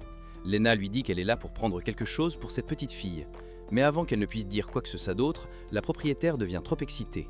Elle attrape Lena et commence à lui faire essayer une tenue après l'autre de la nouvelle collection. Lena finit par l'arrêter, précisant qu'elle est là pour Isla, pas pour un défilé de mode. La propriétaire hoche la tête et suggère une jolie robe, mais Isla n'est pas convaincue. Après avoir hésité une seconde, elle admet qu'elle veut quelque chose de cool. Quelque chose qui la fera ressembler à une vraie aventurière, comme Lena. Plus tard, elles sont de retour à la guilde, et Isla est officiellement enregistrée. Peu après, elles sont convoquées dans la salle de conférence. Pendant ce temps, de retour au manoir, Light essaie de chasser l'ennui en faisant quelques exercices légers. La fée du sommeil le prend en flagrant délit et met fin à ses agissements. Elle lui dit de retourner au lit. Il argue qu'il a été assommé pendant 2 jours d'affilée et qu'il a besoin de bouger, mais elle ne veut rien entendre. Elle le traîne en arrière, le remet sous les couvertures et tire la couverture sur lui. Allongé là, Light commence à penser à Lena et Isla, les imaginant recevoir toutes sortes de louanges pour avoir vaincu le dragon maléfique. Il grogne pour lui-même, disant que ce n'est pas juste. Il veut aussi un peu de cette reconnaissance. Et maintenant, il a envie de se rendre à la guilde. De retour à la guilde, la réceptionniste conduit Lena et Isla vers la salle de conférence. En chemin, elle dit à Lena qu'il est bon de l'avoir ici car ils ont besoin de toutes les informations possibles sur le dragon maléfique. Lena dit qu'elle fera tout ce qu'elle peut pour aider, mais elle précise qu'elle n'est pas venue juste pour transmettre des informations et partir. Elle a accepté cette invitation parce qu'elle voulait comprendre d'où venait Drekna. Elle sait que quelqu'un a envoyé Drekna pour les éliminer, et la guilde des aventuriers était le seul groupe qui savait qu'ils se dirigeaient vers le manoir du comte. Cela signifie que les supérieurs qui les ont engagés devaient être impliqués. Juste avant d'entrer dans la salle de conférence, ils lui confisquent ses armes. Lena et Isla entrent, et les yeux d'Isla s'écarquillent devant l'immensité de la pièce. Les membres des 4 bureaux sont informés que Lena de Luxuria est arrivée. Isla chuchote, demandant ce que sont les 4 bureaux, et la réceptionniste explique qu'ils sont les principales branches de la guilde, toutes travaillant sous le maître de la guilde. Les chefs des 4 bureaux sont ici pour ce briefing, et sont présentés un par un. D'abord, il y a Tigerbeard, le responsable de la sécurité. Ensuite vient Flower Hat. le responsable de l'enquête, qui s'occupe de l'écologie des monstres et des études de densité. Puis c'est Gravekeeper, le responsable des finances, qui est obsédé par le maintien des récompenses et de l'argent, peut-être un peu trop. Enfin, il y a la Sainte Sœur, la responsable de l'inspection. La Sainte Sœur hoche la tête en saluant Lena, la félicitant pour le travail qu'elle a accompli au manoir du Conseil, heureuse de voir qu'elle s'en est bien sortie. Lena la remercie, mais n'est pas vraiment ravie de la revoir. Ce qui l'intéresse vraiment, c'est de voir comment la Sainte Sœur réagira une fois qu'elle commencera à parler de Dregna et du Cygne Noir. Isla, essayant encore de rassembler les pièces du puzzle, demande ce que fait la Sainte Sœur. La réceptionniste lui dit qu'elle est le membre le mieux classé du bureau d'inspection, veillant à ce que les autres bureaux restent sous contrôle. Cela fait d'elle les figures la plus puissante de la guilde. Isla, curieuse, essaie de l'évaluer pour voir quelles compétences elle possède, mais rien ne se montre. La Sainte Sœur demande à Lena de lui expliquer tout ce qu'elle sait sur le dragon maléfique. Lena accepte, mais précise qu'elle a une question à poser. D'abord, la Sainte Sœur lui demande ce qui lui préoccupe, et Lena évoque le fait que lorsqu'ils sont allés vérifier le manoir, ils ont été attaqués par une femme nommée Dregna, d'une organisation appelée le Cygne Noir. Elle demande si quelqu'un dans la pièce a déjà entendu l'un de ces deux noms. Ils restent tous sans réponse. Flower Hat intervient, disant qu'elle peut utiliser son pouvoir pour fouiller les archives de la grande bibliothèque afin de déterrer des informations. Mais avant qu'elle puisse même essayer, Gravekeeper lui rappelle que la vérification des dossiers personnels nécessite l'approbation de tous les quatre. La Sainte Sœur recentre l'attention sur le dragon maléfique, disant que c'est de cela dont ils doivent s'inquiéter. La façon dont elle évite le sujet agace Lena, lui faisant penser qu'elle pourrait cacher quelque chose. La Sainte Sœur pousse à une action immédiate, disant qu'ils doivent retrouver le dragon et comprendre comment s'en occuper. Flower Hat leur fait savoir qu'elle a déjà envoyé un oiseau de reconnaissance, mais que le dragon n'est plus au manoir. Elle ajoute que si elle avait un morceau du corps du dragon, elle pourrait peut-être le tracer. C'est alors que Lena se souvient qu'elle a pris une écaille de dragon. Elle la sort et la montre à tout le monde. Ils l'observent tous, essayant de comprendre ce que c'est. Isla l'évalue et confirme qu'il s'agit bien d'une écaille de dragon, choquant tout le monde dans la pièce. Flower Hat s'approche pour l'examiner de plus près, tout excitée, car elle n'en a jamais vu auparavant. Elle croit que cela pourrait l'aider à localiser le dragon maléfique. Lena dit qu'elle est prête à la donner, mais seulement si on lui permet de voir tous les dossiers liés à Dratna. La demande stupéfie tout le monde, mais Flower Hat est d'accord. Le gardien des tombes et Tigerbeard n'ont pas d'objection non plus. Tous les regards se tournent vers la Sainte Sœur. Après un moment, elle accepte, mais avertit Lena qu'il n'y a aucune garantie qu'elle trouvera quoi que ce soit. Lena est d'accord avec cela. Flower Hat active son talent « œil de savant ». En parcourant tous les dossiers de la bibliothèque, elle finit par trouver quelque chose. Le nom de Dratna apparaît dans un document. Il s'avère qu'il y a 12 ans, dans la capitale lacustre d'Athéna, Dratna a mis la main sur un fruit de compétence et a acquis la compétence nécromancie grâce à cela. Les yeux de Lena se plissent. Elle demande qui était l'agent d'évaluation. Flower Hat lit le nom à haute voix. C'était la Sainte Sœur. Lena croit son regard, convaincue maintenant qu'elles sont connectées. Elle demande directement si la Sainte Sœur connaît Dratna. La Sainte Sœur fait semblant de ne pas comprendre, disant qu'elle accorde des compétences à environ 1000 personnes chaque année, donc il n'y a aucune chance qu'elle se souvienne de quelque chose d'il y a 12 ans. Lena sait qu'elle ne peut pas pousser plus loin pour le moment, mais au moins elle a une piste à suivre. La Sainte Sœur remercie Lena pour l'information, mais ensuite elle lâche une bombe. Elle fait effacer tous les dossiers de Luxuria. Lena lève un sourcil, demandant pourquoi. C'est alors que la Sainte Sœur révèle que Groose a fait une déclaration officielle accusant Light d'avoir enlevé Lena de son groupe par la violence. Toute la pièce se tend, et maintenant tout le monde regarde Lena de travers, pensant que Luxuria n'est qu'un groupe de voyous imprudents. Avant que Lena puisse même dire un mot, Light pousse la porte, comme s'il était chez lui, entrant comme s'il s'attendait à des applaudissements. Il s'arrête en voyant que l'ambiance est tendue, demandant pourquoi tout le monde a l'air d'avoir reçu une mauvaise nouvelle. La Sainte Sœur lui dit directement que son groupe est dissous pour avoir enfreint les règles de la guilde. Light incline la tête, demandant si elle a même l'autorité de faire cela. La réceptionniste confirme qu'elle l'a. Light hausse les épaules, disant qu'elle peut faire ce qu'elle veut car que ce soit la guilde ou non, Luxuria reste Luxuria. Cela fait sourire la Sainte Sœur. Elle active son talent et remarque quelque chose chez Light qui la fait reconsidérer. Elle change soudainement de ton, disant qu'elle lui donnera une chance de se racheter. S'il veut garder Luxuria en vie, il devra accepter un travail de chasse à un monstre de rang S. Elle ajoute que la rémunération sera vraiment généreuse. Lena la fixe, déstabilisée par ce changement soudain. La Sainte Sœur fait semblant de rien, racontant des absurdités sur la détermination de Light qui aurait changé son cœur. Les autres l'avalent, la louant pour sa miséricorde. Lena se tourne vers Light, lui disant de bien réfléchir avant de prendre une décision. Mais Light est déjà décidé, excité à l'idée de vaincre une bête de rang S. Il accepte sur le champ. Lena le met en garde à nouveau, disant que c'est un piège. Light l'entend mais ne recule pas, disant que peut-être c'est le cas, mais s'il veut que son nom soit gravé dans l'histoire, il doit surmonter des obstacles comme celui-ci. Plus tard, nous voyons que Luxeria met la main sur la quête de chasse de rang S. Elle réalise tout de suite que ce monstre n'est pas un pot léger. Lena avertit Light de rester vigilant, disant que la Sainte Sœur prépare certainement quelque chose. Aiswa acquiesce, ajoutant qu'elle n'a même pas pu évaluer ses compétences, ce qui n'a aucun sens. Cela prend Lena au dépourvu. Si la Sainte Sœur n'a rien à cacher, pourquoi garder ses compétences secrètes? Light balaye cela d'un revers de main, disant que rien de tout cela n'a d'importance tant qu'ils sont prêts pour le combat. Le gardien des tombes intervient, scrutant Light. Light lui dit que les armes ne sont pas autorisées dans la salle de conférence, donc il se prend une amende de 1000 pièces d'or pour en avoir apporté une. Light sourit, lui montrant son épée complètement cassée. Ce ne peut pas être une arme si elle est en morceaux. Le gardien des tombes soupire, annulant l'amende, mais lui rappelant que c'est la deuxième fois qu'il casse une épée prêtée par la guilde. Cela signifie qu'il doit maintenant 5000 pièces d'or pour en avoir brisé une autre. Plus tard, Light essaie d'emprunter une nouvelle épée, mais la réceptionniste le coupe. Agacée, elle lui dit que quiconque a cassé 2 armes ne peut pas en emprunter une autre à la guilde. Il devra maintenant l'acheter la sienne. Elle lui suggère de faire fabriquer une épée sur mesure s'il veut réussir en tant qu'aventurier, expliquant qu'une arme conçue pour son style de combat libérera un nouveau potentiel. Light commence à y réfléchir, réalisant qu'il a besoin de quelque chose de tranchant, quelque chose de suffisamment solide pour supporter son épée.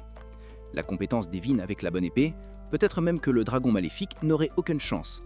Light évoque l'idée de faire fabriquer son épée, mais Lena l'interrompt, lui rappelant qu'il faudra quelques jours pour la forger. Elle prévoyait de rendre visite à Athéna en attendant. Light a l'air surpris, demandant si elle y va seule. Elle lui dit qu'elle a maintenant une piste, donc elle veut la suivre dès que possible. Elle demande à Isla de garder un œil sur Light pendant son absence. Isla acquiesce. Light lui dit de ne rien faire de téméraire. Elle hoche la tête avant de partir ailleurs. Une fille court à travers le marché, poursuivie par quelques hommes au look rugueux. Les gens à proximité regardent, secouant la tête, disant que ce genre de choses lui arrive tout le temps. Light et Isla s'approchent d'un guide, demandant où Light peut faire fabriquer une épée. Le guide n'a pas de bonnes nouvelles. Il dit que ça va être difficile, puisque la plupart des ateliers du quartier des artisans soutiennent la Sainte Sœur. Cela signifie que personne n'est prêt à aider Luxuria. Light n'est pas là pour écouter ça. Il a besoin d'une épée. Le guide réfléchit un instant, puis lui dit qu'il y a une chance à l'atelier Bolst du côté ouest. Il dit que Bolst n'est pas n'importe quel forgeron, c'est une légende. Mais dernièrement, il a eu quelques problèmes. Light n'écoute même pas. Au-delà du forgeron légendaire, il est déjà excité, prêt à faire fabriquer sa lame. Il demande au guide de lui procurer une lettre de recommandation. Pendant ce temps, Lena est dans une voiture se dirigeant vers sa destination, espérant que Light et Isla vont bien. Dans le quartier des artisans, Light observe la scène. Il y a toutes sortes de choses ici. Puis tout à coup, ils aperçoivent la même fille que tout à l'heure. Cette fois, elle est de nouveau poursuivie, mais par d'autres types. Ils l'encerclent. Les gars la pressent, lui disant de se rendre. Puis ils essaient de l'attaquer, mais Light intervient. Il les interpelle, disant que 3 gars qui s'en prennent à une fille, c'est faible. Ils lui disent de se retirer, mais il ne bouge pas. Il se précipite sur lui et il esquive facilement, disant à la fille de rester derrière lui. Elle a l'air inquiète, mais Light lui dit qu'il s'en occupe. Il sort son épée cassée. L'un des types charge vers lui, mais Light renverse la situation, le frappe avec le pommeau, l'envoyant voler. Les 2 autres voient ça et paniquent. Ils attrapent leur ami blessé et s'enfuient. Light se tourne vers la fille, lui demande si ça va. Elle hoche la tête, dit qu'elle va bien et se présente comme Monica. Light et Isla se présentent aussi. Monica voit Isla et pense immédiatement qu'elle est adorable. Adorable, disant qu'elle aime les petits-enfants. Elle les invite chez elle pour montrer sa gratitude. Elle dit qu'elle leur préparera des crêpes. Isla est tout excitée dès qu'elle entend le mot crêpes. Mais Light secoue la tête, lui dit qu'ils ont des affaires à l'atelier Bolst. Monica dit que cet atelier est son endroit. Ils en déduisent qu'elle doit être une sorte d'apprentie. Elle prend les devants. Ils la suivent à l'intérieur. Light regarde autour de lui et demande où sont tous les artisans. Monica hausse les épaules et dit qu'il n'en a pas. Elle gère tout elle-même. Puis elle donne son nom complet, Monica Bolst. Elle les accueille dans son atelier.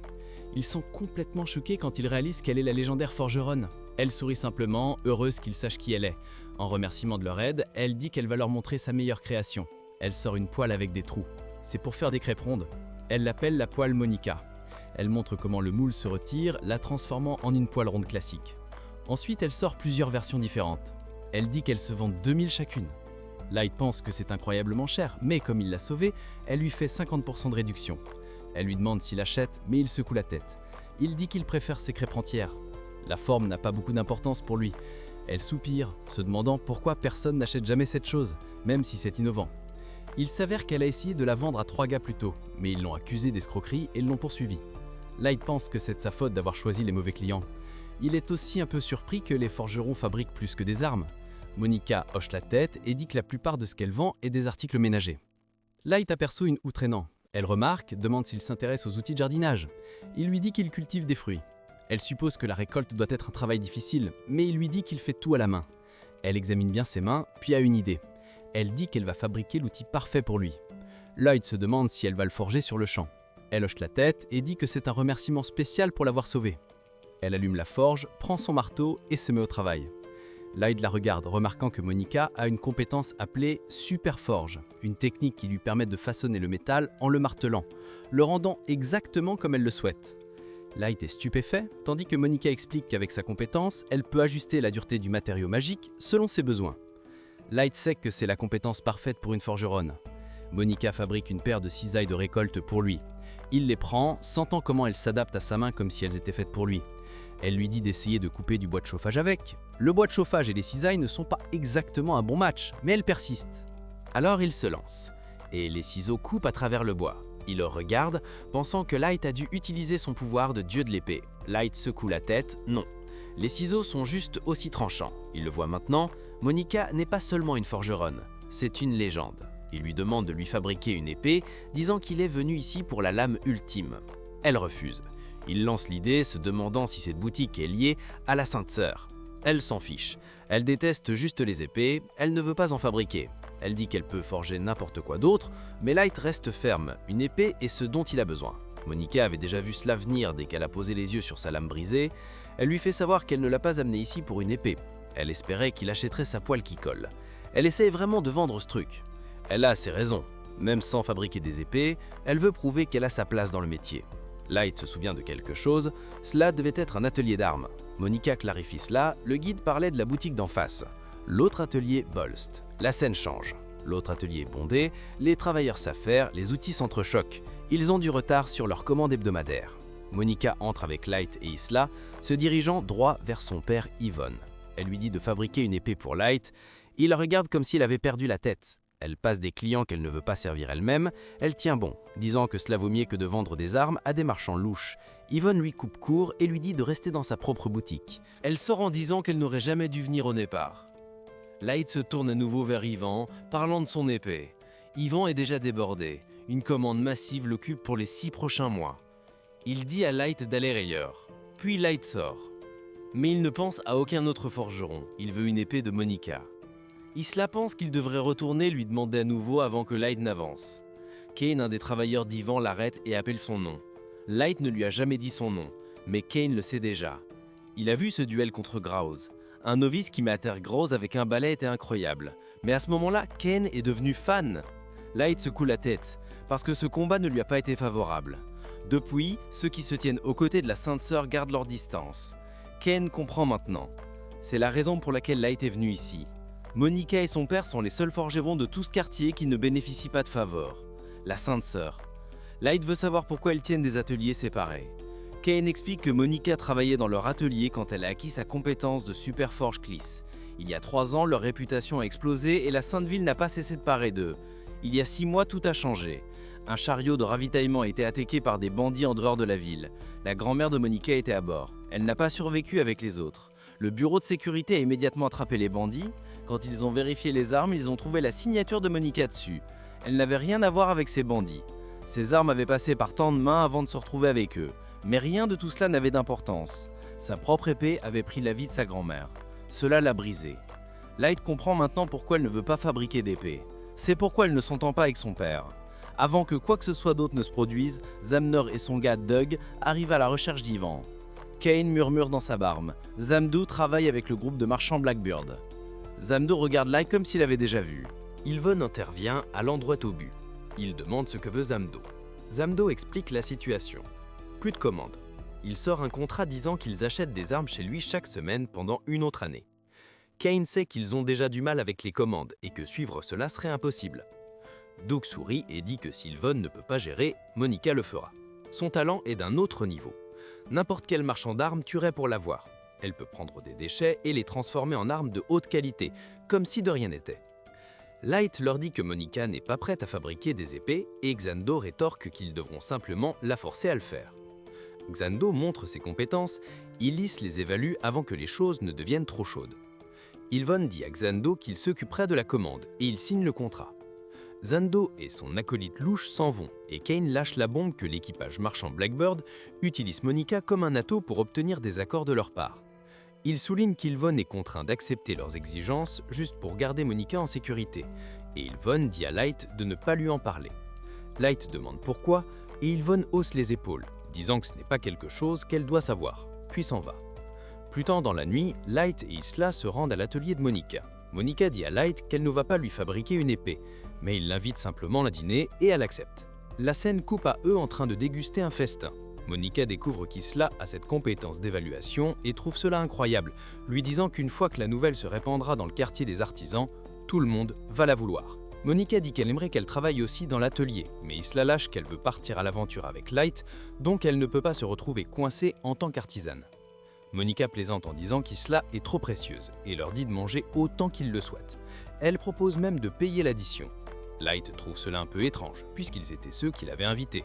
Mais Monica dit que c'est juste un remerciement pour l'avoir sauvée, ajoutant que cela fait environ 6 mois qu'elle n'a pas eu de vrai repas avec quelqu'un. Light commande alors plein de choses, et comme Monica prend la note, il ne se retient vraiment pas. Pendant ce temps, on voit Zamdo rencontrer la sœur sainte. Elle lui demande plus d'armes. Il accepte et mentionne avoir vu Light dans le quartier des artisans aujourd'hui. Puis il ajoute qu'ils ont déjà pris des mesures, donc ils devraient pouvoir le livrer bientôt. La sœur sainte est enthousiaste à ce sujet, décidant d'envoyer un espion pour garder le bureau de sécurité à distance. Elle espère que Zamdo ne tuera pas Light, car elle a besoin de lui vivant, et il comprend. Pendant ce temps, Monica revient de son passage au restaurant lorsqu'elle tombe sur Doug, qui l'enlève carrément. Pendant ce temps, Isla et Light rentrent chez eux quand Kane arrive en courant en criant qu'ils doivent se rendre à l'atelier. Ils se dirigent vers là-bas et Kane tend à Light une note avec les lunettes de Monica scotchées à la porte. Light la lit et réalise que quelqu'un a enlevé Monica. Ils veulent qu'ils se rendent seuls à cette arène souterraine. Un des artisans les informe que l'arène souterraine est en fait la base du groupe marchand Blackbird à la lisière du quartier des artisans. Juste à ce moment-là, Yvonne se présente, prêt à aller sauver sa fille. Mais Kane l'arrête en disant qu'il ne peut pas les affronter seul. Light intervient alors et se porte volontaire pour le faire, puisqu'il l'appelle. Et il part immédiatement. Dans l'arène, Monica se réveille enchaînée et demande quel est le plan. Il révèle qu'elle n'est qu'un appât pour attirer Light. Ils vont l'attraper dès qu'il viendra la sauver. Doug lui dit qu'elle va être coincée à fabriquer des armes pour eux pour toujours à cause de ses compétences. Juste à ce moment-là, Light s'écrase dans l'arène. Il pense qu'il est idiot de venir seul, alors il lâche le taurus enragé, une bête géante ressemblant à un taureau. Doug le prévient contre le taureau et l'équipe, il va se faire détruire, mais Light reste calme alors que le taureau et l'équipe se précipitent vers lui. Il invoque la fée du sommeil et les met tous hors de combat. Monica, totalement choquée, se demande ce qui vient de se passer. Light la libère alors de ses chaînes et lui dit qu'il est temps de partir. Elle réalise qu'elle lui doit une faveur maintenant, et la scène coupe à eux arrivant à l'atelier. À l'atelier, tout le monde voit Light porter Monica. Yvonne demande si tout va bien et Light répond qu'elle va très bien. Elle a inhalé quelques écailles de fée du sommeil qui traînaient. Il ajoute qu'elle se réveillera éventuellement, son père taquinant qu'elle est toujours un peu problématique. Light la pose dans l'atelier et Yvonne le remercie d'avoir sauvé sa fille. Ailleurs, un petit garçon demande à la sœur sainte s'il vaut vraiment la peine de brûler autant de ressources pour ça. Light se demande. La sœur sainte rétorque qu'elle veut juste savoir s'il est vraiment a priori depuis le début. La scène change pour montrer Zamdo retournant à son endroit de croisière en réfléchissant en mots de la sœur sainte. Capturer Light vivant. Ça le fait réfléchir. Merde, ce type vaut vraiment tout ça? Il entre dans la planque, s'attendant à ce que Light soit pris dans son piège maintenant. Mais tout ce qu'il voit, ce sont ses sbires assommés en train de ronfler. Pas de signe de Light nulle part. Coupe à l'atelier de Bolst. Yvonne regarde Light, la culpabilité sur le visage, lui disant qu'il est désolé de l'avoir entraîné dans leur bordel. Light s'en fiche, disant qu'il venait de toute façon pour lui et Monica. Bolst intervient, disant qu'il coupe les liens avec le groupe de marchands Blackbird. Cela signifie que leurs revenus vont tomber à 0 pour l'instant, mais rester en sécurité compte plus. Monica descend, même si sa mère lui dit de se reposer. Elle regarde son père demandant s'il abandonne la fabrication d'armes. Il dit qu'il ne peut pas faire ça, mais qu'il trouvera un meilleur acheteur. Il explique qu'entre tous les biens forgés, les armes ont une valeur différente et elle devrait le savoir. Il dit qu'il ne peut pas faire fonctionner cet atelier sans fabriquer des armes. De plus, il est fier de l'artisanat qu'il a passé 25 ans à perfectionner, donc il ne recule pas.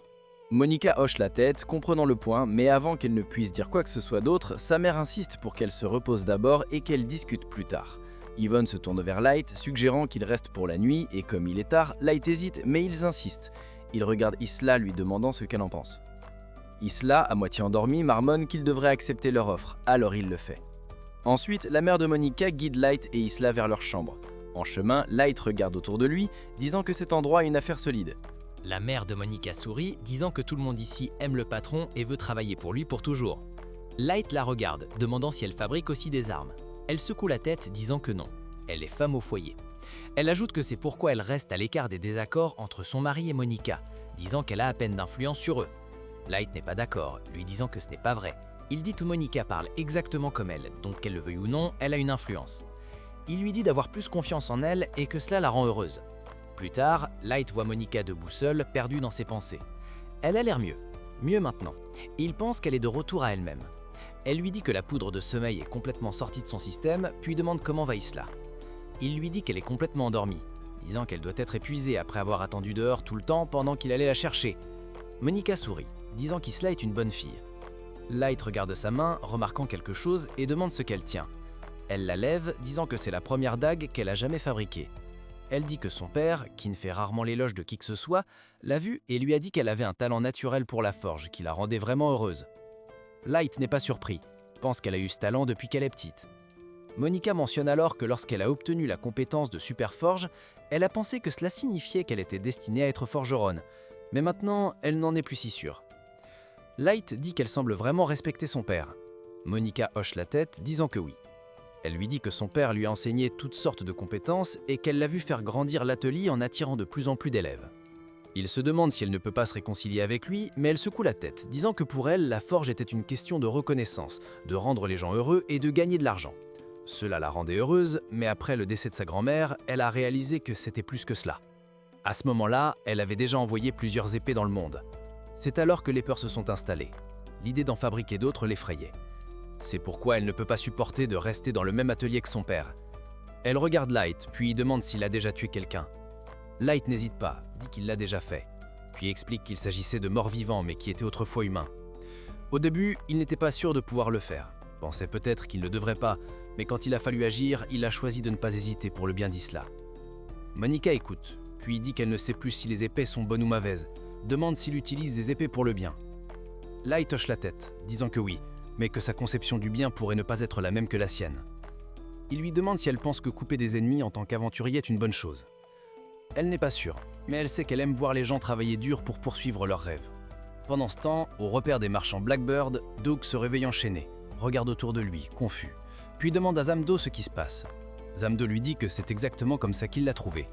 Doug grince des dents, demandant s'il ne va vraiment rien faire après avoir été humilié comme ça. Zamdo sourit, disant qu'il n'est pas question de laisser passer ça. Puis il jette un coup d'œil autour de l'équipage, son expression aiguisée, leur faisant savoir qu'il a déjà un plan. D'un hochement de forme, il dit à tout le monde qu'ils vont bouger. À l'aube le lendemain matin, Isla réveille Light, lui faisant savoir que le petit déjeuner est prêt.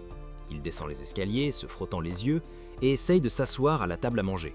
Mais avant qu'il ne puisse le faire, le petit frère de Monica bloque le siège à côté de lui, disant que cette place appartient à Monica. Leur mère intervient, expliquant que c'est le siège attribué à Monica, celui qu'il garde toujours libre pour elle.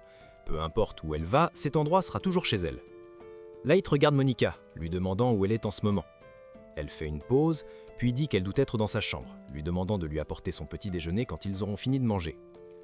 Après cela, Light et Isla emportent le petit déjeuner de Monica à l'extérieur. Il la voit dans le jardin et lui demande ce qu'elle fait. Elle dit qu'elle veut aider ses parents, et après tout ce qui s'est passé, elle ne veut pas aller à l'atelier, elle s'occupe donc du jardin à la place. Light regarde le sol, demandant s'il cultive quelque chose. Elle hoche la tête, disant que oui, mais que la récolte n'est pas bonne. Il s'approche, vérifiant les plantes, puis décide d'agir. Il active son pouvoir de mettre des fruits, et les plantes commencent à pousser. Monica regarde, surprise, puis demande si c'était un pouvoir. Light hoche la tête, lui disant que c'est son pouvoir de mettre des fruits. Elle le regarde, confuse, puis demande comment il a endormi les marchands de Blackbird hier. Il dit que c'était aussi un pouvoir, expliquant que mettre des fruits lui permet de manger autant de fruits qu'il veut. Elle le fixe, ne sachant pas si cela a du sens. Mais avant qu'elle ne puisse dire quoi que ce soit, un bruit fort résonne dans l'air. Il se tourne vers l'atelier et voit une attaque. Les marchands de Blackbird sont de retour. Monica voit Xando et s'avance vers lui, demandant ce qu'il a fait. Il sourit, disant qu'il les a électrocutés parce qu'ils ne l'ont pas laissé passer. Puis il se tourne vers son père et l'électrocute aussi, laissant Monica figée dans l'incrédulité. Xando regarde Light, disant qu'il devrait régler ce combat à l'extérieur. La scène coupe à l'extérieur. Light invoque sa fée du sommeil, lui disant d'endormir ce type. La fée du sommeil libère sa poudre de sommeil, mais Xando s'enveloppe dans son armure de foudre, se débarrassant instantanément des effets. Il sourit, disant qu'il va réduire en miettes ce type et tout cet atelier. Puis il envoie une décharge de foudre directement sur le bâtiment au même moment. Isla regarde, réalisant qu'il utilise une capacité appelée charge de tonnerre. Elle dit que cela lui permet de rassembler de la foudre autour de lui et de l'envoyer quand il le veut. Xamdo tire une autre attaque sur l'atelier. Light serre les poings, décidant qu'il n'y a pas de moyen facile de gérer cela. Il fait signe à la fée du sommeil de s'éloigner et s'avance, disant à Monica et Isla de reculer. Xamdo le fixe, disant qu'il va lui faire payer d'avoir défoncé les portes de sa cachette, car cela a coûté une fortune. Light rétorque, disant que c'est ce qu'il mérite pour avoir enlevé Monica. Xamdo hausse les épaules, disant qu'il avait besoin d'elle pour fabriquer des armes. Il dit qu'elle a les compétences pour créer des armes de haute qualité à partir de matériaux bon chers. Bien mieux que les déchets improvisés qu'il utilise maintenant. Pour prouver son point, il écrase l'épée dans sa main, la qualifiant de détritus sans valeur. Monica s'avance, disant que l'artisan qui l'a fabriqué a vraiment fourni un effort. Mais Xamdo rit, disant que les marchands ne s'attachent pas aux biens qu'ils vendent. Light plisse les yeux, lui disant de déplacer son pied. Xamdo l'ignore, disant que s'il se rend simplement, il n'aura pas à tout détruire. Light ne perd pas de mots, disant qu'il va mettre Xamdo hors d'état de nuire et le remettre au bureau de sécurité. Puis, sans hésitation, il charge. Xamdo esquive facilement. Light s'arrête et ramasse l'épée, la tenant fermement, disant qu'il ne laissera pas Xamdo piétiner cet atelier ou cette épée. Ensuite, sans lui donner une chance de réagir, il se lance à nouveau. Mais au moment où il s'approche, il se heurte au bouclier électrique de Xamdo, étant projeté en arrière. Xamdo sourit, puis lance une salve de bulles de foudre. Light essaie de les dévier, mais elle le touche quand même, le laissant lutter pour garder son équilibre. Il grince des dents, se demandant ce que sont ces choses. Xamdo rit, disant que ce sont des boules de métal chargées et prêtes à le frémir. Il dit qu'il n'est pas question de laisser Light s'en tirer facilement. Puis il tire une autre vague. Light essaie d'esquiver, mais les boules se déplacent de manière imprévisible, le frappant à nouveau. L'esprit de Monica s'illumine d'une idée. Elle se tourne vers Isla, lui disant de vérifier de quoi sont faites ces boules de métal. Isla jette un coup d'œil rapide, disant qu'elles sont en fer. Monica agit vite, préparant quelque chose avant de le lancer à Light en lui disant de l'utiliser. Il l'attrape, regarde en bas et voit sa poêle. Hésitant une seconde, il lève un sourcil, demandant si elle s'attend à ce qu'il fasse des crêpes ou chocolat. Elle le coupe, secouant la tête, lui disant de l'utiliser pour attraper les boules. Il ne comprend pas au début, mais quand Xamdo attaque à nouveau, les boules se dirigent droit vers la poêle et s'y collent. Monica sourit, expliquant qu'elle l'a faite pour attirer le fer. Le visage de Xamdo change, surpris qu'elle puisse faire quelque chose comme ça. Mais avant qu'il ne réagisse, la poêle conduit toujours l'électricité, électrocutant Light. Light serre les dents, se secoue, disant à Monica qu'il va bien. Ses yeux se sont adaptés au schéma d'attaque. Mais Monica remarque quelque chose de pire. Son épée a été bréchée, ne tiendra pas longtemps. Elle sait qu'il a besoin d'une arme plus forte, mais il n'y a pas de temps pour en fabriquer une avant qu'elle ne trouve un plan. Light est projeté contre le mur juste à côté d'elle. Il se relève, les yeux rivés sur Xamdo. Il dit à Isla et Monica de sortir, disant qu'il va le retenir jusqu'à l'arrivée du bureau de sécurité. Puis il charge à nouveau, la détermination brûlant dans ses yeux. En le voyant se jeter dans le combat pour protéger l'atelier, Monica ressent quelque chose se tordre à l'intérieur, se demandant s'il n'y a vraiment rien qu'elle puisse faire. Elle se souvient de sa conversation avec Light la nuit dernière, et quelque chose se déclenche. Putain, c'est vrai. Elle prend une décision, puis se tourne vers Isla et lui dit de venir avec elle. Pendant ce temps, au plateau Yoruba de l'Ouest, Lena arrive à son dernier arrêt, la station du Cerf-Bleu. Le conducteur s'arrête, lui dit que la voiture n'ira pas plus loin. Elle descend, observant la scène. Le conducteur lui dit qu'elle devra marcher à partir d'ici. Il la regarde, surpris de voir une fille voyager seule.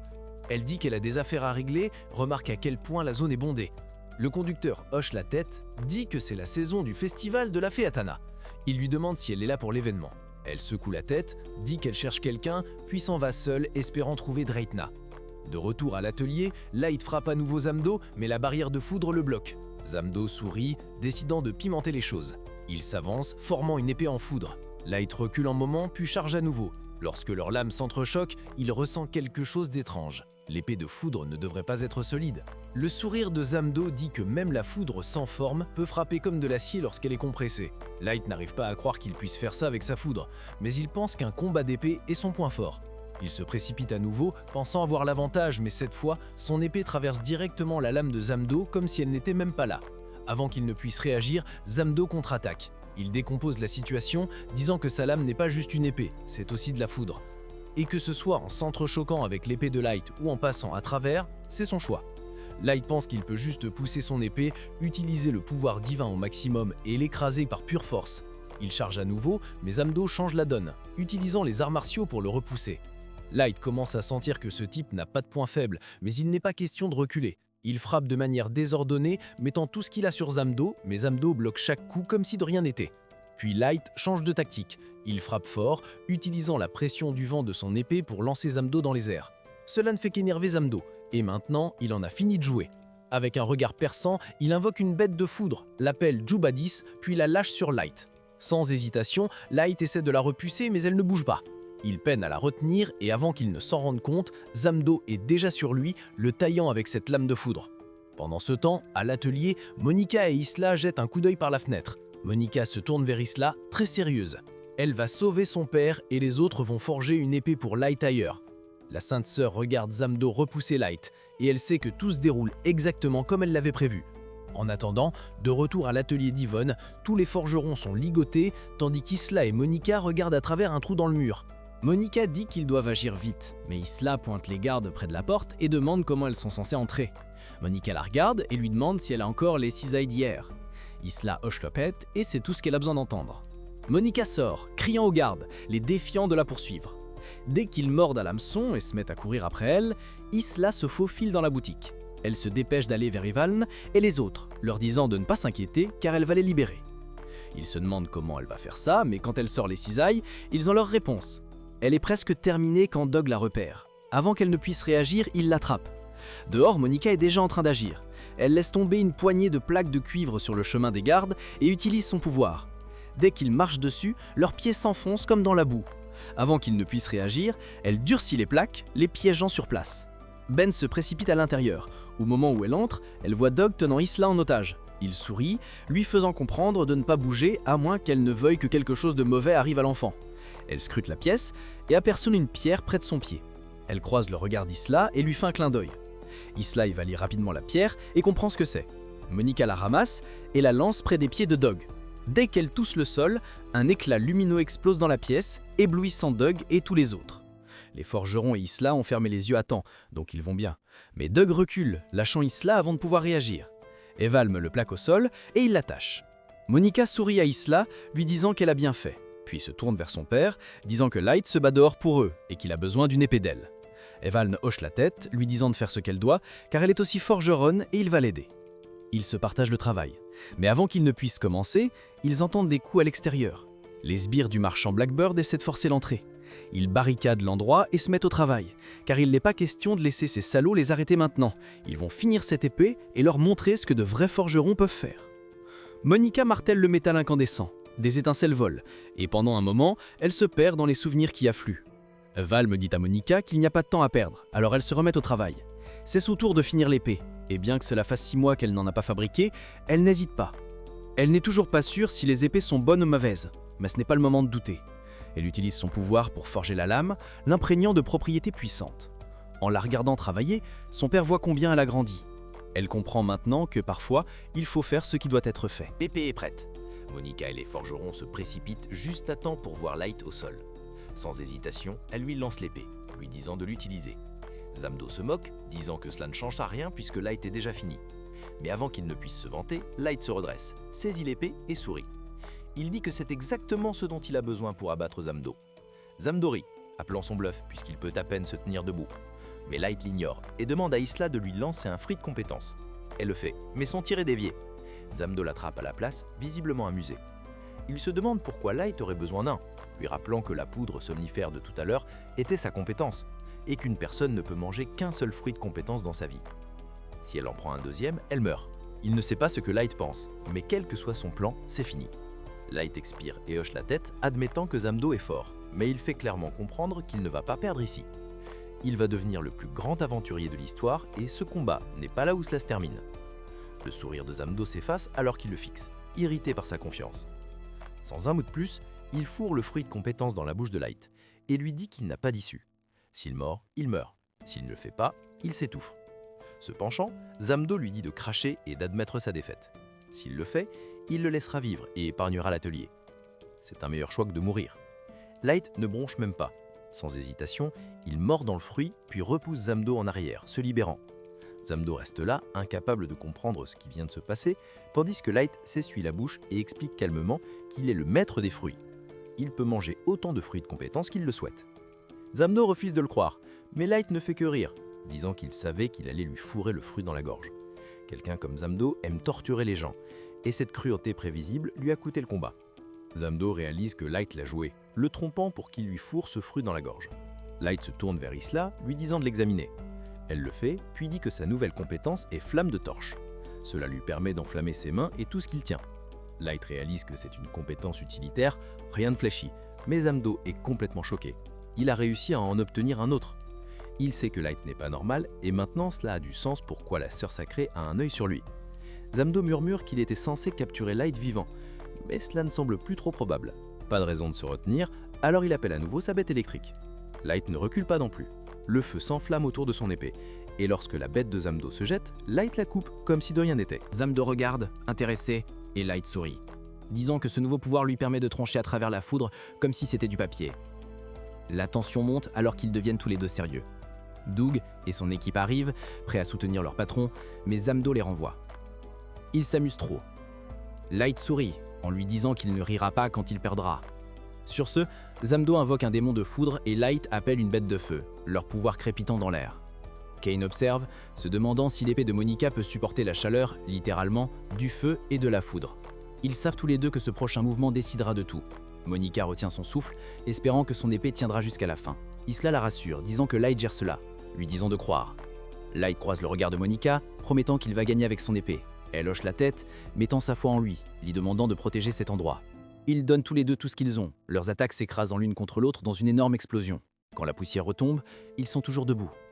Puis le corps de Zamdo s'effondre. Il tombe au sol, complètement épuisé. Light gagne. Les autres poussent un soupir de soulagement, mais son épée se brise à nouveau en deux. Il la fixe, à peine capable de le croire lui-même. Monica s'approche de lui et il la remercie pour l'épée, s'excusant de l'avoir cassée, sachant qu'elle l'a faite juste pour lui. Elle secoue la tête, imperturbable, disant qu'elle lui en fera une autre, une qui lui conviendra encore mieux. Elle le remercie d'avoir gardé l'atelier en sécurité. Mais Doug et son équipe ne sont toujours pas prêts à abandonner. Ils essayent d'attaquer Light, mais il lève simplement ce qu'il reste de son épée, les yeux rivés sur eux. Et c'est tout ce qu'il faut. La peur les frappe, et ils reculent rapidement. De nulle part, Tiger Beard et son équipe font irruption, neutralisant chaque dernier membre du groupe de marchands Blackbird. Des chaînes de vent les enveloppent en un instant, les maintenant fermement tandis que ces hommes les emportent. Ils se tournent vers Yvonne, soupirant en s'excusant d'être en retard, expliquant que quelqu'un a bloqué le rapport pour qu'il ne sorte jamais. Yvonne balaye cela d'un geste, disant que c'est bon, mais que la seule raison pour laquelle il a réussi à passer, c'est à cause du gars à côté de lui. Tiger Beard jette un coup d'œil et reconnaît Light, le même gamin qu'il a rencontré à la réunion du Wicked Dragon. Le voyant inconscient, il hoche la tête d'approbation, disant qu'il a bien fait et qu'il devrait se reposer. Monica, laissant fin le poids de tout cela la frapper, tombe à genoux, soulagée que ce soit fini. Isla s'agenouille à côté d'elle, demandant quel genre de propriété elle a donné à cette épée. Monica secoue la tête, disant qu'elle n'a rien fait de spécial. Elle voulait juste qu'elle soit aussi forte et résistante que possible. Mais elle s'est quand même brisée. La seule chose en plus était un petit charme, espérant que cela aiderait Light à gagner. Isla se demande si ce charme était ce qui s'est transformé en bête de feu, pensant qu'il y a beaucoup de choses sur les compétences qu'ils ne comprennent toujours pas. Avant qu'il ne puisse en dire plus, un oiseux messager plonge et se pose directement sur Isla. Elle tire la note de sa patte et la parcourt, réalisant qu'elle vient de Lena. Lena écrit qu'elle se dirige vers Athéna, mais que cela prend plus de temps que prévu. Les yeux de Monica s'écarquillent, l'appelant la Sainte Épée, la guerrière dont tout le monde parle. Isla sourit, disant qu'elle est plus que cela, elle fait partie de leur groupe. La scène se déplace vers Lena, debout devant Athéna, lisant la réponse d'Isla. Ses yeux s'assombrissent alors qu'elle se souvient pourquoi elle est ici, pour creuser plus profondément dans Black Swan. L'un de leurs membres a essayé de les tuer, et elle est convaincue que Dreitna suivait les ordres de la Sainte Sœur. Elle serre la note plus fort, déterminée à trouver des preuves. La ville d'Athéna s'étend devant elle, et alors qu'elle s'en approche, une chose est claire. Elle va protéger son groupe quoi qu'il arrive. Sa seule piste est Dreitna Bellbury, l'un des membres de Black Swan, et dès qu'elle entre, elle se dirige directement vers elle. Quelque part loin, la Sainte Sœur observe, sentant que Laïta a encore survécu, mais quelque chose dans son avenir semble incertain. Cela ne s'annonce pas bien du tout. La scène se déplace vers Lena, entrant dans Athéna, une ville de fées et de lacs. Elle aperçoit un barde faisant la promotion du Festival des Fées, distribuant des couronnes de fleurs. Il lui en donne une, mais elle n'est pas là pour ça. L'endroit entier bourdonne d'énergie, mais elle reste concentrée, avançant dans son enquête. Si le secret de la Sainte Sœur se cache quelque part dans cette ville, elle va le trouver. Elle interroge un couple au sujet de Dreitna, mais dès qu'ils entendent le nom de Bellbury, leurs visages se tordent de peur, et sans un mot, ils se retournent et s'enfuient. Elle essaie à nouveau avec d'autres, mais c'est la même chose. Des regards nerveux, des chuchotements étouffés, et des gens s'éloignant sans répondre. Elle commence à réfléchir à son prochain mouvement quand elle aperçoit quelqu'un en capuce qui l'observe de loin. Dès qu'elle croise son regard, il se retourne et disparaît dans la foule. Elle le suit, se faufilant à travers les rues, restant sur ses traces jusqu'à ce qu'il disparaisse dans une ruelle abandonnée. Avant qu'elle ne puisse réagir, il est derrière elle, la liant avec son habileté. Alors que des vignes s'enroulent autour d'elle, elle n'hésite pas, les coupant avec son épée, et en un instant, leurs lames s'entrechoquent. Ce gars a de vraies compétences, se déplaçant rapidement et avec précision. S'il était un aventurier, il serait classé au-dessus de S, mais elle n'est pas prête à reculer. Il reconnaît son jeu d'épée, mais elle n'est pas là pour des compliments. Elle exige de savoir qui il est et ce qu'il cherche, mais il rejette cela, disant qu'il ne peut avoir une novice fouillant comme une espionne. Elle sourit, lui disant qu'elle est sur le point de lui montrer qu'elle n'est pas une novice. Avant que l'un ou l'autre puisse faire le prochain mouvement, une voix intervient, leur ordonnant de s'arrêter. Lena se retourne, prête à se battre contre le prochain. Mais elle voit alors Flower Hat qui se tient là. Elle présente l'homme comme Yuan, son subordonné, expliquant qu'elle l'a chargé de suivre Lena parce qu'elle était beaucoup trop évidente avec ses questions. Lena n'aime pas ça du tout. Mais ensuite, Flower Hat lâche quelque chose d'inattendu. Le bureau d'enquête est en ville pour la même raison. Dratna. Cela la déstabilise. Elle pensait que Flower Hat était du côté de la Sainte Sœur, mais Flower Hat secoue la tête, disant qu'elle ne prend pas parti. Son travail est de rassembler des informations, rien de plus. Yuan intervient, expliquant que suivre Dratna est essentiel pour arrêter le dragon maléfique. Ils analysent encore l'écaille de dragon que Lena a apportée à la réunion du dragon maléfique. Mais tant qu'ils n'ont pas de réponse, Dratna est la seule piste qu'ils ont. Lena pense que c'est exactement pourquoi un responsable de bureau s'est présenté en personne. Yuan précise que stopper le dragon maléfique est la priorité absolue, disant que ce serait une catastrophe si cette chose apparaissait dans sa ville. Flower Hat souligne que pendant que le bébé de Lena s'acharne à creuser le lien de la Sainte Sœur avec tout cela, le bureau se concentre sur le dragon. Si elle continue à courir partout en posant des questions idiotes, elle va attirer le mauvais genre d'attention, rendant leur travail plus difficile. Elle dit à Lena de se retirer et de partir. Elle se tourne pour s'en aller, mais Lena refuse de partir les mains vides. Elle insiste pour les suivre, pensant que c'est risqué puisque Flower Hat détient le même genre d'autorité que la Sainte Sœur. Mais elle est une enquêtrice experte. Flower Hat la fixe, demandant si elle prévoit de profiter de leur travail. Lena n'essaie même pas de le nier, admettant qu'elle prendra toute information qu'elle pourra obtenir. Flower Hat acquiesce, mais précise que si elle vient, elle doit suivre les ordres et ne pas remettre en question la manière dont les choses sont faites. Lena comprend le message. Yuan, en revanche, ne voit pas comment l'emmener les aide. Flower Hat se penche et lui chuchote « Lena a vu le visage de Dratna. C'est quelque chose qu'ils n'ont pas. » Une fois cela réglé, Flower Hat dit à Lena qu'elles doivent d'abord manger. La scène se déplace vers un restaurant. Flower Hat commande des sushis au beurre de cacahuète et Lena est complètement confuse. Avant qu'elle puisse comprendre ce qui se passe, il s'avère que le nom du plat est en fait un mot de passe. La serveuse hoche la tête et les conduit à un escalier menant sous terre. Elles entrent dans un bar faiblement éclairé où un informateur les attend. Yuan glisse 20 000 pièces d'or, lui disant qu'ils ont besoin de tout ce qu'il a sur Dratna, y compris où la trouver.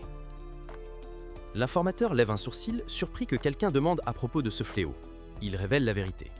Dratna est la fille de ce qui était autrefois la prestigieuse famille Belberry de la ville. Il explique comment la famille s'est effondrée à cause d'elle. C'était une enfant qui aimait danser, mais quand elle a eu 6 ans, elle a éveillé la compétence de nécromancie. En même temps, l'entreprise commerciale de sa famille a chuté et sa mère est décédée. Les rumeurs se sont répandues rapidement. Les gens ont commencé à dire que la famille était maudite. Son père a blâmé son talent interdit pour tout leur malheur, l'a renié et l'a envoyé vivre dans une villa.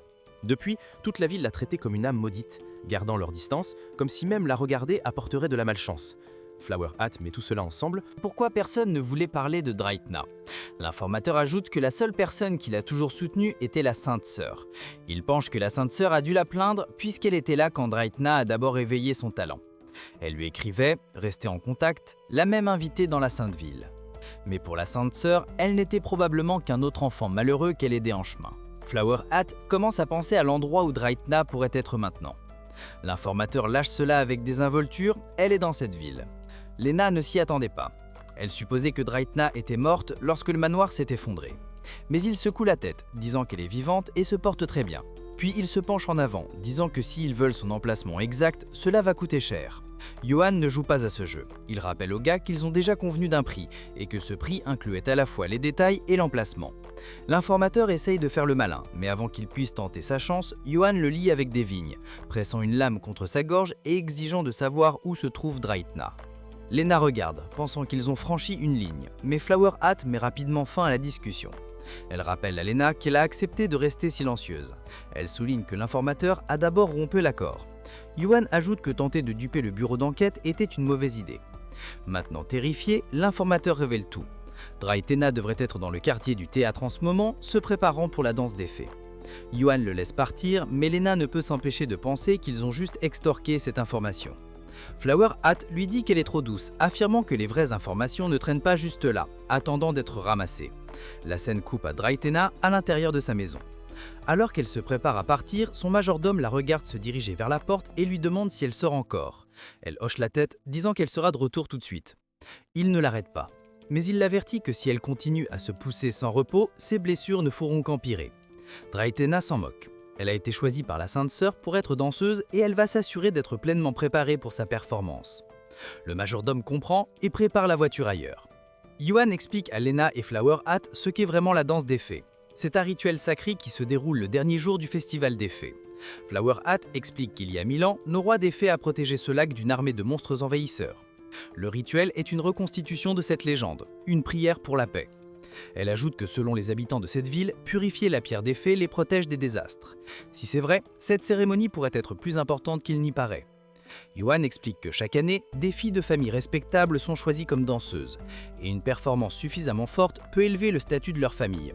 Cette année, Draitena a été sélectionnée, mais Lena a du mal à comprendre pourquoi elle resterait dans une ville où personne ne la veut. Flower Hat pense qu'ils obtiendront leur réponse une fois à l'intérieur. Et alors qu'ils se tiennent devant le bâtiment où les danseurs s'entraînent, ils s'avancent pour entrer. Les gardes les arrêtent, disant que seules les personnes autorisées peuvent entrer. Mais sans hésiter, ils retirent leurs manteaux, révélant leurs uniformes de danseurs, et affirment qu'ils ont leur place ici. Les gardes les regardent, essayant de se souvenir s'ils les ont déjà vus, mais après un moment de doute, ils décident que leur physique correspond à ceux des danseurs et les laissent passer. Flower Hat trouve cela presque trop simple, et alors qu'ils traversent le bâtiment, ils surprennent un groupe de filles chuchotant à propos de Draitena, s'avertissant de rester éloignés d'elle, parce que leur père leur a dit qu'elle est maudite. Flower Hat remarque que ces filles viennent de familles bien connues, mais leurs noms sont cruels, et alors que Lena écoute, elle commence à ressentir une profonde pitié pour Draitena, se demandant quel genre de vie elle a dû mener pour être traitée ainsi. Il se dirige vers la scène de pratique, et quand Lena aperçoit enfin Draitena en train de danser, Draitena s'arrête, surprise, dès qu'elle la voit. Avant qu'elle ne puisse réagir, Yuan l'attrape avec ses vignes, la faisant exiger une explication. Flower Hat ne perd pas une seconde et demande directement où se trouve le dragon maléfique. Mais Draitena soupire et explique qu'à partir du moment où il a été invoqué, il n'a jamais été sous son contrôle. La frustration de Flower Hat grandit alors qu'elle réalise que cette piste est inutile et elle décide immédiatement que Draitena viendra avec elle à la Sainte Ville pour qu'elle puisse utiliser la magie de traçage sur elle.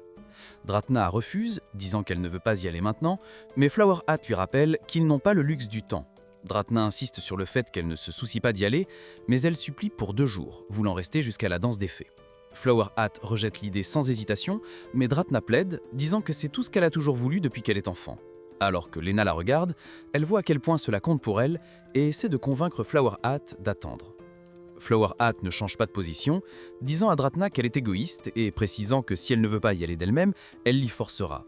Lena réalise que la façon de faire de Flower Hat, obtenir des informations à tout prix, est sa version de la justice, mais cela ne lui convient pas. Soudain, elle coupe les vignes, libérant Draitena. Yuan se déplace pour les arrêter, mais Lena attrape Draitena et se précipite à travers le théâtre. Il passe devant lui et saute du bâtiment, disparaissant dans les rues de la ville avant qu'il ne puisse réagir.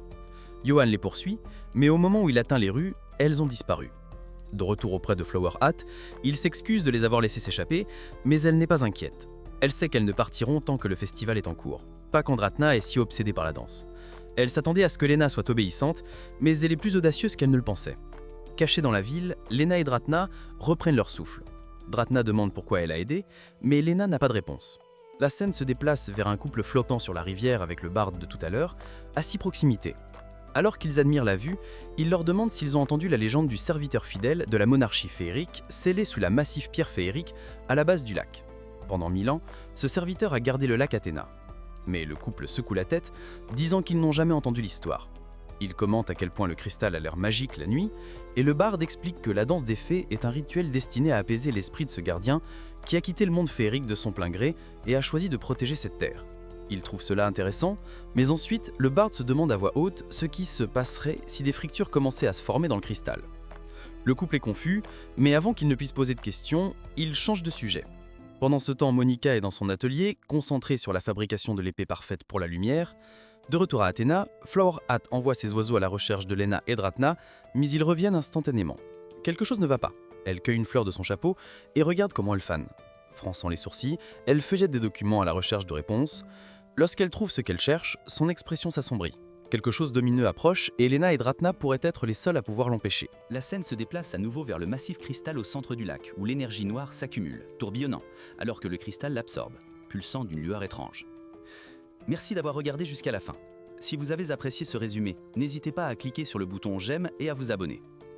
Si vous avez des suggestions ou des ajustements, partagez-les dans les commentaires, ils m'aident à m'améliorer.